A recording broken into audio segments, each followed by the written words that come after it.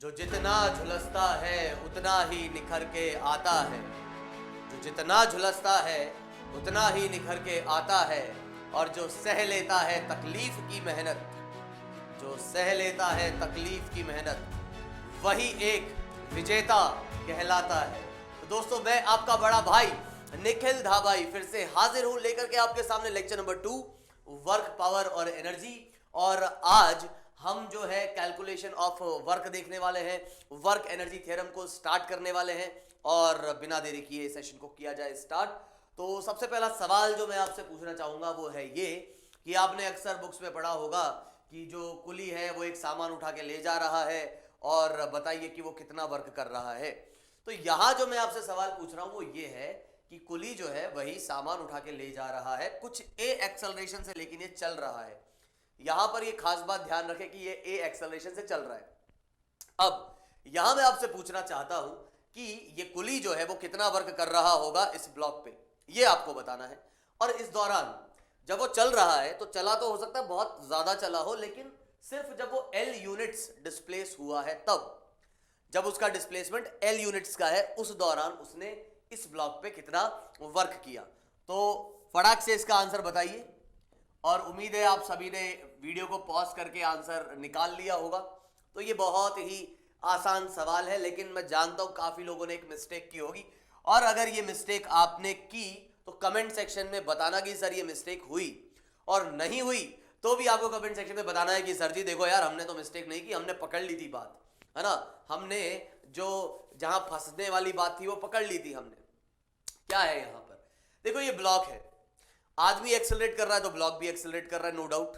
और यहां पर अगर मैं बात करूंगा तो आपको ये समझना चाहिए कि ये नॉर्मल जो है वो कुछ ऐसा ऊपर लग रहा है, और साथ ही साथ ये ब्लॉक एक्सेलरेट कर रहा है तो इस पे एक फोर्स और लग रहा होगा जो इस आदमी ने अपने हाथों से लगाया होगा। उसको पकड़ा हुआ है तो हाथों से, या आप कह सकते हैं कि ब्लॉक और इसके सर के बीच में जो फ्रिक्शन है उसकी वजह से भी शायद ब्लॉक पे एक फोर्स लग रहा हो।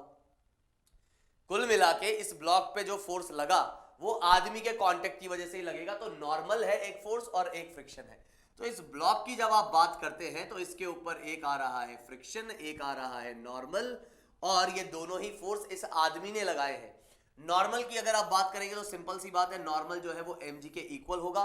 और फ्रिक्शन की, फ्रिक्शन ना बोल करके इसको मैं फोर्स बोल सकता हूं, क्योंकि हो सकता है कि उसके हाथों से भी फोर्स लग रहा हो। तो वो जो फोर्स होगा वो किसके इक्वल होगा, मास इनटू एक्सेलरेशन। अगर अभी भी किसी को तकलीफ है तो अगर अभी भी किसी को तकलीफ है तो बहुत ही सिंपल तरीके से तुम ये समझ सकते हो कि यहां पर ए एक्सेलरेशन तो इस डायरेक्शन में एक फोर्स होना चाहिए और वो ऑब्वियसली आदमी लगा रहा होगा। तो यहां पे इस आदमी ने दो फोर्स, या इस कुली ने जो है वो दो फोर्स लगाए हैं, और इन दोनों फोर्सेस का मुझे वर्क लिखना है। तो ये भी एक नॉर्मल कांस्टेंट फोर्स है, ये भी एक कांस्टेंट फोर्स है। तो वर्क जो लिखा जाएगा, नेट वर्क जो यहां पर हो रहा होगा, या वर्क डन बाय मैन, अगर मैं कहूंगा कि वर्क डन बाय मैन, तो वो दोनों फोर्सेस का ही लिखा जाएगा। तो n plus F dot D. तो आप जब n डॉट डी करेंगे तो आपको ये समझना होगा कि n डॉट डी वो है 0, क्योंकि डिस्प्लेसमेंट आपके पास, या d की जगह मैं l लिख लेता हूं। तो बहुत ही आसानी से हमको यहां पे पता लग रहा है कि ये जो डिस्प्लेसमेंट और नॉर्मल के बीच में एंगल जो आ रहा है वो है 90 डिग्री, क्योंकि डिस्प्लेस वो ऑब्वियसली ऐसा ही हो रहा है, हॉरिजॉन्टल सरफेस पे वो चल रहा है। तो इस दौरान अगर आप देखेंगे तो डिस्प्लेसमेंट आएगा आपका n डॉट एल, जो कि आ जाएगा 0 बिकॉज ऑफ एंगल 90। लेकिन यहाँ पे ये फोर्स जो है वो भी वर्क कर रहा होगा, और इसका जो वर्क आएगा वो आएगा फोर्स का मैग्नीट्यूड ma और डिस्प्लेसमेंट का मैग्नीट्यूड l, और एंगल इज 0, तो दैट्स वाई cos 0। अब आप बोलेंगे सर लेकिन बुक्स में तो 0 लिखा होता है। तो यार वो तब लिखा होता है जब अगर ये कांस्टेंट वेलोसिटी से चल रहा होगा। अगर ये बंदा कांस्टेंट वेलोसिटी से चलेगा तो इस फोर्स की जरूरत नहीं है, क्योंकि एक्सेलरेशन 0 है। तो इस पे इस डायरेक्शन में कोई फोर्स नहीं लग रहा होगा, सिर्फ और सिर्फ नॉर्मल लग रहा होगा। तो नॉर्मल का वर्क तो 0 आएगा, बिकॉज एंगल जो है वो आपके पास कितना है, 90। तो बिना देरी किए बढ़ते हैं आगे, और अभी हम बात करने जा रहे हैं कि अगर आपके पास कोई भी फोर्स कुछ इस तरीके से दिया गया है, जस्ट अ मिनट, अगर कोई फोर्स दिया गया है आपको कुछ ऐसा कि एफ एक्स आई कैप, शायद मैंने ये बात पहले भी बता तो दी होगी ही, एफ वाई जे कैप और एफ जेड के कैप, लेकिन एक बार एक क्विक रिव्यू दे देता हूं, है ना। रिव्यू क्या यार, ओवरव्यू दे देता हूं। और यहां से हमको क्या निकालना है, वर्क निकालना है। तो फोर्स अगर हमें ये दे रखा है और हमें वर्क निकालना है, तो हम जानते हैं कि फोर्स अगर ये है तो कुछ ना कुछ डिस्प्लेसमेंट होगा, वर्क निकाल रहे हैं तो, और डिस्प्लेसमेंट होगा तो डिस्प्लेसमेंट को भी मैं कुछ ऐसा लिख सकता हूं कि उसका x कंपोनेंट, उसका y कंपोनेंट और उसका z कंपोनेंट। ऑब्वियसली ये स्मॉल डिस्प्लेसमेंट है तो ये सारे x y और z जो है स्मॉल डिस्प्लेसमेंट है इन x y and z direction. और यहां से अगर आप बात करोगे dw की तो dw आपके पास आएगा f डॉट ds, और f डॉट ds की अगर आप बात करोगे तो डॉट प्रोडक्ट आप कितना निकालेंगे, डॉट प्रोडक्ट आपका आ जाएगा fx dx plus fy dy,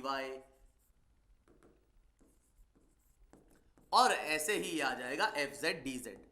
अब आप जानते हैं कि भाई साहब अपने पास इंटीग्रेशन करके जो है dw का टोटल वर्क निकलता है, क्या करके, इंटीग्रेशन करके। तो अगर आप टोटल वर्क निकालना चाहते हैं तो आपको इंटीग्रेशन ऑफ dw करना पड़ेगा, जिसका मतलब है integration of fx with respect to x, integration of fy with respect to y and integration of fz with respect to z। यहां पर क्योंकि x के रेस्पेक्ट में इंटीग्रेशन होगा तो x की लिमिट लगेगी, यहां y के रेस्पेक्ट में होगा तो y की लिमिट लगेगी, और यहां क्योंकि इंटीग्रेशन z के रेस्पेक्ट में हो रहा है तो यहां पर z की लिमिट लगेगी। और ये बड़े ही आसानी से हम यहां पर ये रिजल्ट लिख सकते हैं कि भाई हमारा जो वर्क है कुछ इस तरीके से लिखा जाएगा। उम्मीद है मैंने ये पहले बताया होगा, नहीं बताया है तो अभी बता दिया, पहले बताया है तो जस्ट एक आपका क्विक रिवीजन हो गया। तो अब हम बात कर रहे हैं इस सवाल की। तो इस सवाल को अगर आप ये देखेंगे तो यहां पर जो ये फोर्स दे रखा है इसमें साफ साफ आपको दिख रहा है कि इसका x कंपोनेंट जो है वेरिएबल है, y कंपोनेंट वेरिएबल है, z कंपोनेंट भी वेरिएबल है, क्योंकि x कंपोनेंट x पे डिपेंड कर रहा है, y कंपोनेंट y पे और z कंपोनेंट z पे। और अगर कोई चीज चल रही होगी तो उसके x y और z कोऑर्डिनेट में जो है चेंजेस हो सकते हैं। चल रहा है तो कम से कम किसी एक में तो चेंजेस जरूर होंगे। तो यहां हमें यही बोल रहा है कि find work done by this force and displacing the particle from A to B. तो ए के कोऑर्डिनेट्स हमें पता है, बी के कोऑर्डिनेट्स पता है, एकदम आसान सवाल है, आप फटाक से इसको सॉल्व कीजिए। बहुत ही बेसिक लेवल का ये सवाल है, इसमें ज्यादा कुछ चीजें नहीं है, तो हमको कुछ खास नहीं करना, बस हमें क्या करना है कि इंटीग्रेशन ऑफ एफ एक्स, इसी तरीके से इंटीग्रेशन ऑफ एफ वाई, और इसी तरीके से इंटीग्रेशन ऑफ एफ जेड।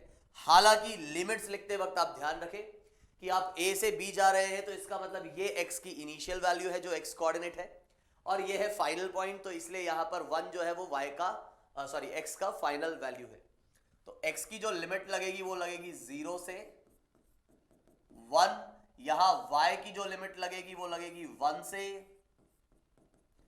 2, और ऐसे ही z की जो लिमिट लगेगी वो लगेगी -1 से +1।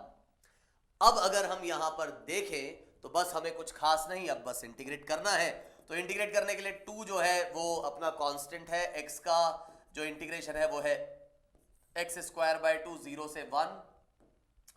ऐसे ही ये आ जाएगा 3 कांस्टेंट, और y का इंटीग्रेशन आ जाएगा y³ 3 क्योंकि y स्क्वायर है। ऐसे ही फिर अपने पास 4 कांस्टेंट, और ये आ जाएगा z² 2। लिमिट्स जो आपकी लगेगी वो 1 से 2, यहां पे लिमिट -1 से +1। तो यहां 2 से आपका 2 कट गया, 3 से 3 कट गया, ये 2 से 4 गया 2 टाइम्स। और यहां से जब आप रिजल्ट लिखने बैठेंगे तो एक बार आपको डालनी है अपर लिमिट, तो मैंने डाला तो 1 का स्क्वायर होगा 1 माइनस फिर लोअर लिमिट जो कि है 0। ऐसे ही फिर जब मैंने यहां पे बात करी तो y की जगह एक बार मैं डालूंगा 2, तो 2 का स्क्वायर, 2 का क्यूब आ जाएगा आपके पास 8 माइनस लोअर लिमिट, तो 1 का क्यूब आ जाएगा अपने पास 1। और ऐसे ही ये 2 था ही, तो एक बार +1 डालूंगा तो +1 का स्क्वायर भी +1 और -1 का स्क्वायर भी +1। तो ये तो माइनस का साइन वो फॉर्मूले वाला है, फॉर्मूला मतलब upper limit minus lower limit. तो यहां पे अपने को साफ दिख रहा है कि ये अपने पास जो रिजल्ट आ रहा है ये कितना आ रहा है +1 और ऐसे ही -7। ठीक है, तो +1 -7 मतलब -6 जूल्स। ये जो है आपका वर्क यहां पर आ जा रहा है। उम्मीद है ये बात आपको समझ में आई होगी, इसमें कहीं कोई तकलीफ नहीं होगी। तो इस तरीके से बस इंटीग्रेट कर लेंगे, ऐसा कुछ खास इसमें है ही नहीं, है ना। तो हमने काफी चीजें पढ़ ली थी पिछली क्लास में, ठीक। तो एक बार फिर भी मैं उसका एक बार रिवीजन आपको क्विक रिवीजन देना चाहता हूं। जस्ट अ मिनट, यहां से, हाँ नहीं हो सकता है कि आप जो है परेशान हो इस चीज को लेकर के। तो यहां अभी मैं क्या कह रहा हूं मैं कह रहा हूं कि जैसे कि वर्क के कैलकुलेशन की हमने बात करी तो हमने ये देखा था कि अगर कांस्टेंट फोर्स है, कांस्टेंट फोर्स है तो सीधे सीधे एफ डॉट डी से काम चल जाएगा, और अगर फोर्स वेरिएबल है तो आपको इंटीग्रेशन करना पड़ेगा। ये चीज हमने मेजर चीज देखी थी। इसके बाद हमने काफी कहानियां देखी थी, तो उसी को हम आगे अभी बढ़ा रहे हैं और बात कर रहे हैं यहां पर ग्राफिकल रिप्रेजेंटेशन ऑफ वर्क। अब ग्राफिकल रिप्रेजेंटेशन ऑफ वर्क से क्या मतलब है? हम जानते हैं कि वर्क जो है उसको इस तरीके से रिप्रेजेंट किया जा रहा है, नो डाउट, इस तरीके से रिप्रेजेंट किया जा रहा है उसे।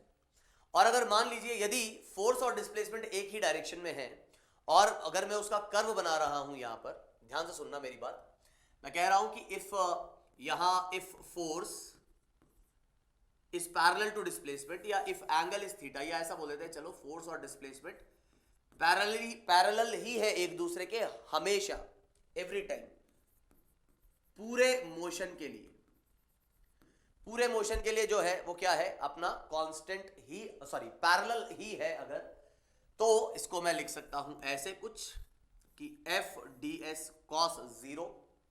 और अब जब मैं यहां देखता हूं तो मुझे ये दिख रहा है इंटीग्रेशन, और मैं जानता हूं कि इंटीग्रेशन क्या कहता है। इंटीग्रेशन आपको बताता है कि भाई ये क्या है, इंटीग्रेशन का ग्राफिकल मीनिंग है एरिया अंडर द कर्व। तो आप इस चीज को यहां पर बड़े ही आसानी से क्या लिख सकते हैं, आप कह सकते हैं कि actually this is area under f s curve. ठीक है, ये है आपका area under f s curve. अब इंपॉर्टेंट बात यहां पर यह है कि हम जानते हैं कि जो वर्क होता है, ठीक है, तो जो अपना वर्क होता है वो इसी तरीके से निकलेगा। लेकिन अभी थोड़ी देर पहले हमने एक और बात करी है कि अगर कुछ एफ एक्स, एफ वाई और एफ जेड इस तरीके से चीजें यहां पर दी हो तो हम इंटीग्रेट करके भी इस चीज को निकाल सकते हैं। ठीक है, इंटीग्रेट करके भी हम इस चीज को निकाल सकते हैं। लेकिन अगर एफ एक्स, एफ वाई और एफ जेड करके, एक्चुअली क्या है ना यार, एक फोन आ रहा था और मैं उससे काफी डिस्टर्ब हो रहा था तो मैंने उसको काटा अभी। ठीक है, तो मैं ये कह रहा था एफ एक्स, एफ वाई और एफ जेड, तो अगर इस तरीके से दिया हुआ है तो आपको एफ एक्स को अलग से इंटीग्रेट करना पड़ेगा, एफ वाई को अलग से इंटीग्रेट करना पड़ेगा और एफ जेड को अलग से इंटीग्रेट करना पड़ेगा। और यहां पर यह बताने की जरूरत नहीं है कि ये दोनों एक ही डायरेक्शन में, यार एफ एक्स का मतलब ही यह है कि एक्स डायरेक्शन का फोर्स और डी एक्स डायरेक्शन का डिस्प्लेसमेंट, एफ वाई डायरेक्शन का फोर्स, वाई डायरेक्शन का डिस्प्लेसमेंट। तो यहां पे अलग से वो कॉस थीटा वाली टर्म नहीं आएगी। तुम कहोगे सर लेकिन वो प्लस और माइनस 0 और 180 डिग्री हुआ तो वो अपने आप एडजस्ट हो जाएगा यार, क्योंकि यहां पे dx आ रहा है ना। तो अगर यहां पर साइन अगर नेगेटिव पॉजिटिव आने होंगे तो वो अपने आप आ जाएंगे, उसमें टेंशन नहीं लेनी। कहने का मेरा मतलब सिर्फ और सिर्फ ये है कि अगर आप वर्क जो है इस तरीके से लिखते हो कि ये दूसरा तरीका जो आपका रहता है कि F X D X, F Y D Y और ऐसे ही एफ जेड डी जेड, तो आपको कुछ खास नहीं, बस आप ये ध्यान रखें, आपको कुछ खास नहीं करना कि यहां पर आपको एफ एक्स एक्स का जो एरिया होगा, area under f x x curve, ऐसे ही यहां से आ जाएगा अपने पास area under f y y curve, और ऐसे ही ये आ जाएगा आपके पास area under f z z curve. Simple है बहुत भाई, जो दिख रहा है वो हम कह रहे हैं। तो कहने का मतलब ये है कि कई बार ऐसा होगा कि आपको कर्व यहां पर मिलेंगे, ग्राफ आपको यहां पे मिलेंगे, और जब ग्राफ आपको मिलेंगे तो अगर एफ और एस का ग्राफ है, हाँ हालांकि वो ये अलग से बताएगा नहीं कि एफ और एस दोनों पैरेलल है, लेकिन आपको समझ जाना है कि ऐसा ही कुछ है। तो area under f s curve will represent work, ऐसे ही area under f x x curve will represent this quantity, ये दिस क्वांटिटी और दिस क्वांटिटी। तो इन तीनों का scalar addition will gives you what, total work. ठीक है, अब अक्सर बच्चे इसमें कंफ्यूज हो जाते हैं, या यहां पर एक चीज बड़ी इंपॉर्टेंट है ध्यान देने वाली, वो ये कि एरिया कैलकुलेट करते वक्त साइन का ध्यान रखा जाए, बहुत ही इंपॉर्टेंट है वो बात। जैसे कि इस सवाल में अगर मान लीजिए मैं देखूं तो हमें कहा गया कि find out the work done by the force from A to B. A दिया हुआ है मुझे 5 से ए का एक्स कोऑर्डिनेट है 5, तो 5 से लेकर 2 तक। तो आपको ये समझना होगा कि जब मैं इस वर्क की बात कर रहा हूं और ये कर्व मुझे यहां पर गिवन है, तो एक्स कोऑर्डिनेट की अगर मैं बात करूंगा तो वो 5 से लेकर 2 मुझे जाना है। मतलब 5 से लेकर 2 मतलब ये 7 है, तो 5 कहीं यहां होगा। तो आपको ये बात समझनी है कि 5 से लेकर 2 जब मैं जा रहा हूं तो मुझे इस वाले एरिया की बात करनी होगी। ऐसे ही जब मैं बात करता हूं सेकंड वाले कर्व में, तो वहां मुझे 2 से 4 जाना है, तो मैं 2 से 4, तो मुझे इस वाले एरिया की बात करनी होगी। ये area under the curve, area bounded by the initial and final limit and the curve and the x axis, इसको बोलते हैं एरिया अंडर द कर्व।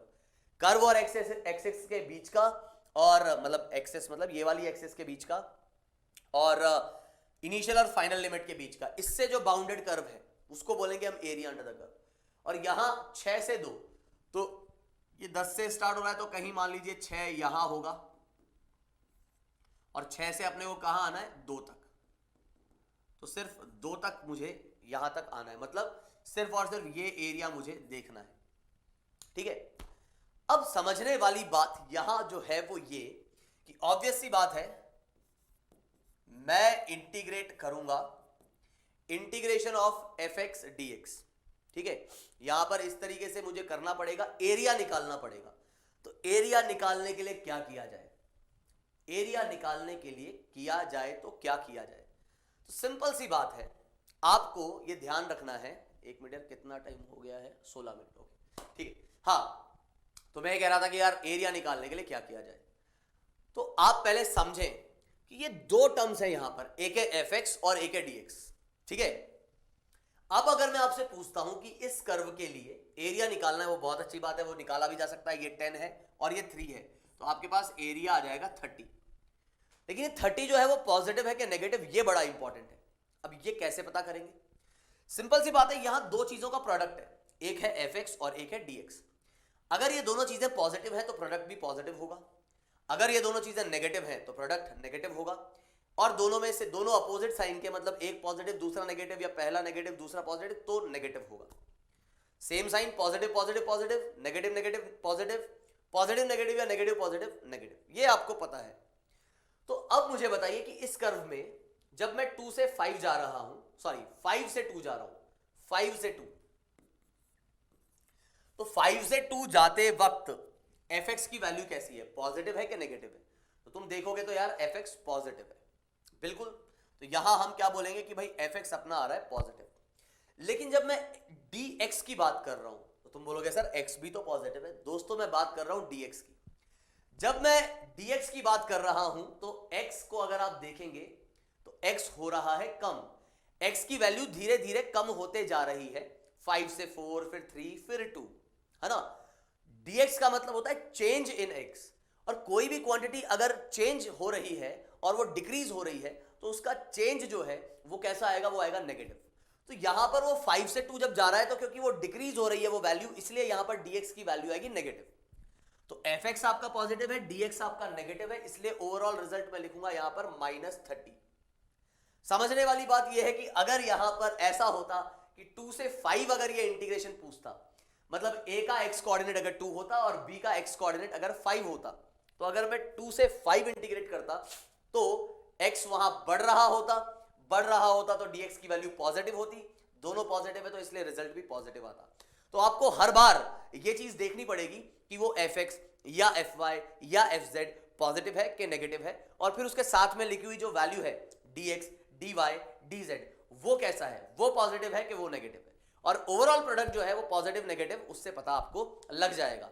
तो आपको ध्यान ये भी रखना है कि dx नेगेटिव पॉजिटिव देखते वक्त कि x की वैल्यू बढ़ रही है कि कम हो रही है। अगर बढ़ती है तो पॉजिटिव है, अगर कम होती है तो नेगेटिव है। और ऐसी ही बात हम dy और dz के लिए भी कहेंगे। तो जैसे अभी मैं यहां बात करता हूं तो यहां पर मुझे इंटीग्रेशन ऑफ fy dy निकालना है। तो ये कहां से कहां तक निकालना है, ये मुझे निकालना है 2 से 4 तक। तो यहां जैसा कि आपको समझ में आना चाहिए कि आप 2 से 4 जा रहे हो तो यहां y तो बढ़ रहा है, मतलब dy जो है वो आपका पॉजिटिव है इस पर्टिकुलर केस में, लेकिन इस बार आपका fy नेगेटिव है। इस बार आपका एफ वाई नेगेटिव है। ओ मैंने गलती से यहाँ पे इसका डेटा ही नहीं दिया, ये है कितना, चलो इसको मैं -5 ले लेता हूँ, है ना, फोर्स मैंने दिया नहीं था तो -5 ले लेते हैं। तो एफ वाई कैसा है आपका नेगेटिव, तो ये एरिया जो आएगा वो कितना आएगा 2, ये गैप है 2, ये है 5, तो 2 इंटू 5 कितना हुआ 10, तो इसको मैं बोलूंगा -10, है ना। अब ऐसा मत बोला सर वो 2 और -5 बोलो उसको, अरे वो माइनस मैंने यहाँ इंक्लूड कर लिया ना अलग से, क्लियर है बात। तो इतना जूल्स। ऐसे ही जब आप यहां बात करोगे तो यहां आप जब जा रहे हो तो आप 6 से 2 आ रहे हो, तो 6 से 2 आते वक्त आपको वापस एरिया कैसा लिखना पड़ेगा, नेगेटिव लिखना पड़ेगा।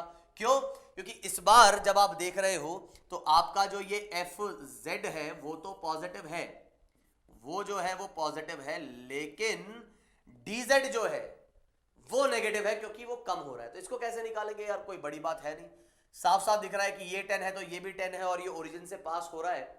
तो एक तरीके से ये इक्वेशन जो है आपकी कैसी है, y इज x टाइप की इक्वेशन है। और आप IIT कर रहे हो, इसका मतलब आपके पास मैथ्स है, तो ये तो बताना बहुत ही बच्चों वाली बात है ना। इवन मेडिकल वाले स्टूडेंट्स बता देंगे कि y इज x टाइप का एक कर्व है, मतलब एफ जेड इज z, जितना z उतना ही फोर्स।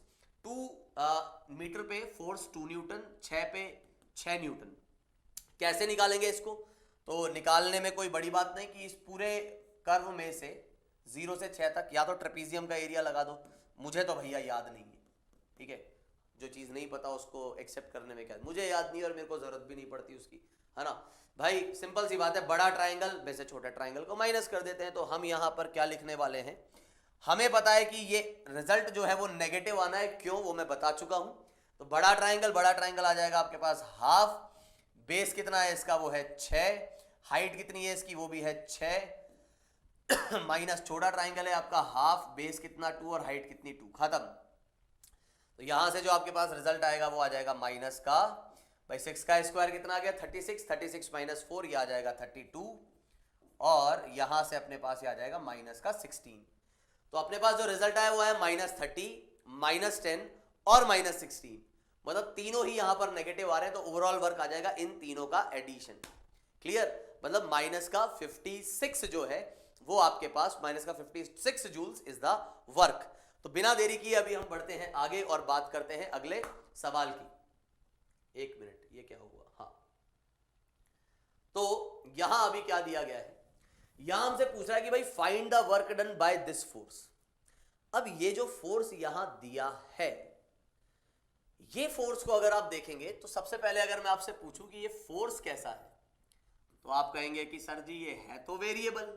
मैंने पूछा यार क्यों, सर क्योंकि y और x आ रहा है तो डिस्प्लेस होने पर x और y की वैल्यू चेंज होगी, तो that's why it is variable. मैंने कहा बात सही है, पार्टिकल डिस्प्लेस हुआ है a से b तक, तो अभी यहां क्या करें, तो तुम कहोगे सर कुछ नहीं, जैसा पिछले को किया था वैसा ही कर दो, है ना, कि इंटीग्रेशन ऑफ fx dx और इंटीग्रेशन ऑफ fy dy। मैंने कहा हाँ बात सही है, इसमें कोई दिक्कत नहीं। मैंने कहा लिमिट क्या लगाऊं, सर x के रेस्पेक्ट में हो रही है तो x की लग जाएगी कि x की इनिशियल वैल्यू है अपनी 2 और x की जो फाइनल वैल्यू है वो अपने पास -1। मैंने कहा हाँ बिल्कुल ये भी सही है। अच्छा और सर y में लिमिट लग जाएगी x की, सॉरी y की इनिशियल वैल्यू 1 और ऐसे ही y की फाइनल वैल्यू जो है वो 3।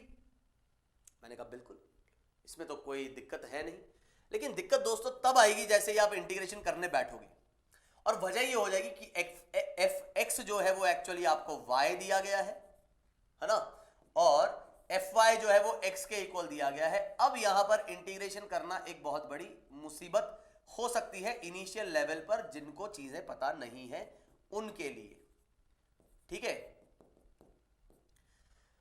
वैसे तो यहां पर एक तरीका होता है जिससे हम पता करेंगे कि इसको कैसे सॉल्व किया जाए, है ना, जिसको आप मतलब एक मेथड, एक प्रॉपर मेथड कह सकते हैं।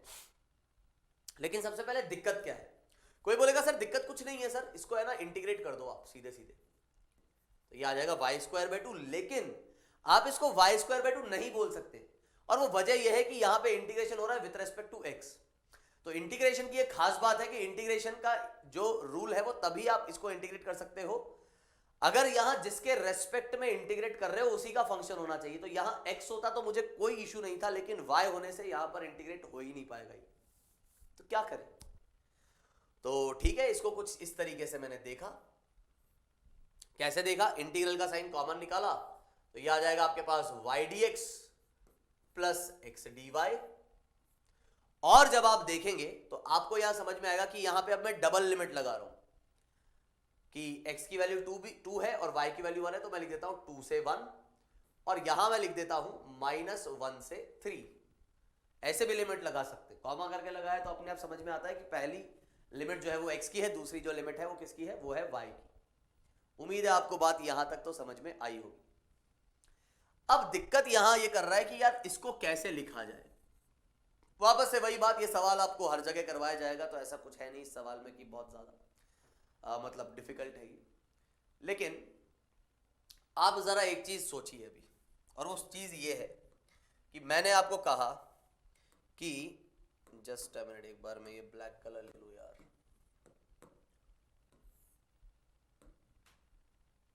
जी, तो मैं आपको क्या कह रहा हूं कि एक बार को ये जो dxy है, d इंटू एक्स वाई, इसको डिफरेंशिएट करके देखें। d इंटू एक्स वाई, मैं बहुत गलत बोल दिया, सॉरी। एक्स वाई को डिफरेंशिएट करके देखें। सर बट क्यों? मैंने कहा एक बार करके तो देखो। बोल ठीक है सर, कर देते। तो सर x और y दोनों को डिफरेंशिएट करना है तो प्रोडक्ट रूल लगा देंगे। तो एक बार x को एज इट इज रखा और y का डिफरेंशिएशन, दूसरी बार y को एज इट इज रखा और x का डिफरेंशिएशन। पर सर ये ऐसा कैसा डिफरेंशिएशन कर रहे हो आप? नीचे किसके रेस्पेक्ट में डिफरेंशिएट कर रहे हो तो आपने बताया नहीं। मैंने कहा यार उससे कोई फर्क नहीं पड़ता। अरे सर फिर भी, तो मैंने कहा चलो यार ऐसे समझ नहीं आया ना तुम्हें, तो चलो मैं दूसरे तरीके से बताता हूं। मैंने कहा यार एक्स वाई को तुम x के रेस्पेक्ट में डिफरेंशिएट कर दो। ऐसे अगर नहीं समझा तो एक बार ऐसे सुनो। सर बट एक्स वाई क्यों कर रहे हो डिफरेंशिएट? मैंने कहा यार रुको तो सही, एक बार वो भी बात समझ में आएगी। तुम अभी उस सवाल को भूलो और अभी इस पे आओ। मैंने कहा एक्स वाई को एक बार डिफरेंशिएट करो, किसके रेस्पेक्ट में? मैंने कहा यार चलो एक्स ले लो। तुम बोलोगे ठीक है सर। तुम बोलोगे सर देखो x को एज इट इज रखा और फिर y का डिफरेंशिएशन तो कुछ हो नहीं सकता, तो इसको dy बाई dx ही लिख देंगे। और फिर y को एज इट इज रखा, अब x का डिफरेंशिएशन x के रेस्पेक्ट में तो सर वो तो 1 होता है, तो यहाँ पे 1 लिख देंगे। बिल्कुल सही बात है। अब मैं यही कह रहा हूं कि यार इसको क्रॉस मल्टीप्लाई कर दो, तो ये dx से dx कट जाएगा और dx उधर आ जाएगा। तो क्या यही टर्म नहीं आ गई? आ तो जाएगी, बिल्कुल आ जाएगी। क्यों नहीं आएगी? बिल्कुल आएगी। तो बस मैं यही कह रहा हूं कि यार विद रेस्पेक्ट टू एनीथिंग, मतलब ऐसा हमने किसके रेस्पेक्ट में डिफरेंशिएट किया? किसी के रेस्पेक्ट में नहीं। सीधे भी ऐसे चला जा सकता है ना, सीधे भी ऐसे चला जा सकता है। सर बट आप ऐसा क्यों ले रहे हो? मैंने कहा यार जरा देखना इधर क्या लिखा हुआ है। y dx plus x dy लिखा है। तुम बोलोगे हाँ लिखा तो है। तो यार y dx plus x dy की वैल्यू क्या ये लिख सकता हूं मैं? हाँ मैथमेटिकली ये चीज इसके इक्वल है तो इसको इसके इक्वल लिख सकते हैं, बिल्कुल लिख सकते हैं। तो मैंने कहा यार यहां पर आपको थोड़ा सा ऐसा सोचना होगा कि क्या ये रिजल्ट से कुछ बन पा रहा है क्या अपना, है ना। तो जैसे इसको मैं ऐसा लिख सकता हूं। और अब हम क्या कह रहे हैं? हम कह रहे हैं कि यहां पर ये कुछ लिखा हुआ है। अब इसका क्या मतलब है? ये जो लिखा हुआ है इसका क्या मतलब है? तुम बोलोगे सर यहां लिखा है कि इसका डिफरेंशिएशन और फिर उसके बाद इंटीग्रेशन। मैंने कहा यार मैं नहीं समझा। अरे सर सिंपल सी बात है, इसको आप समझने के लिए आप ऐसा देख सकते हो, जैसे इसका इंटीग्रेशन क्या होगा? तुम बोलोगे x, नहीं होगा, होगा। इसका इंटीग्रेशन क्या बोलोगे जरा बताना? 1 का, तो सर y हो जाता है। अच्छा हाँ सर। अच्छा तो इसका इंटीग्रेशन क्या हो जाता है? सर इधर 1 है और इधर z है तो z हो जाएगा। प्लस सी वो एक अलग बात है। तो तुम देख रहे हो ना कि अगर यहां कुछ नहीं है और x के आगे d लगा है और इंटीग्रल लग रहा है तो इसका मतलब ये x ही आ जाएगा। इसको तुम ऐसा भी देख सकते हो कि x को पहले डिफरेंशिएट किया और फिर इंटीग्रेट किया।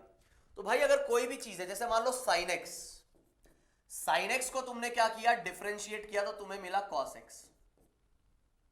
तो cos x को अगर तुम इंटीग्रेट करोगे तो क्या मिलेगा? sin x। मतलब अगर मैं तुमसे पूछता हूं कि integration of sin x, sorry differentiation of sin x और फिर उसका इंटीग्रेशन, तो वो क्या आ जाएगा आपके पास? वो sin x ही आ जाएगा। ये बात को समझो आप, सिंपल है बात, सिंपल है बात। जस्ट आप थोड़ा सा रिलेट करना सीखो। इधर जो था वही आ गया, वही आ गया, वही आ गया। तो यहां पर भी क्या है मेरे भाई? यहां है d ऑफ एक्स वाई। तो क्या मैं ये नहीं कह सकता कि इसका रिजल्ट आ जाएगा एक्स वाई, इसका इंटीग्रेशन आ जाएगा एक्स वाई और लिमिट लग जाएगी अपने पास 2 से 1 और -1 से 3। और एक बार मैं अपर लिमिट रखूंगा और दूसरी बार मैं रखूंगा लोअर लिमिट।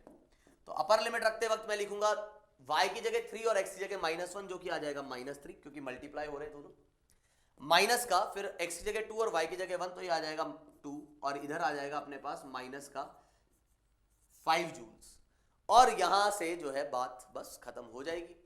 अब यहां पर एक जो इंपॉर्टेंट बात मुझे जो समझ में आ रही है और आप लोगों को दिख रही है वो ये है कि यहां पर ये जो मैंने वर्क कैलकुलेट किया इस पूरी कैलकुलेशन में मुझे जो है वो इस चीज की जरूरत पड़ी ही नहीं है कि मैं किस पाथ से गया, ए से बी जब मैं गया तो किस पाथ से गया। तो ये जो वर्क है वो है इंडिपेंडेंट ऑफ पाथ। आपको याद हो तो कांस्टेंट फोर्स वाला केस भी ऐसा ही था।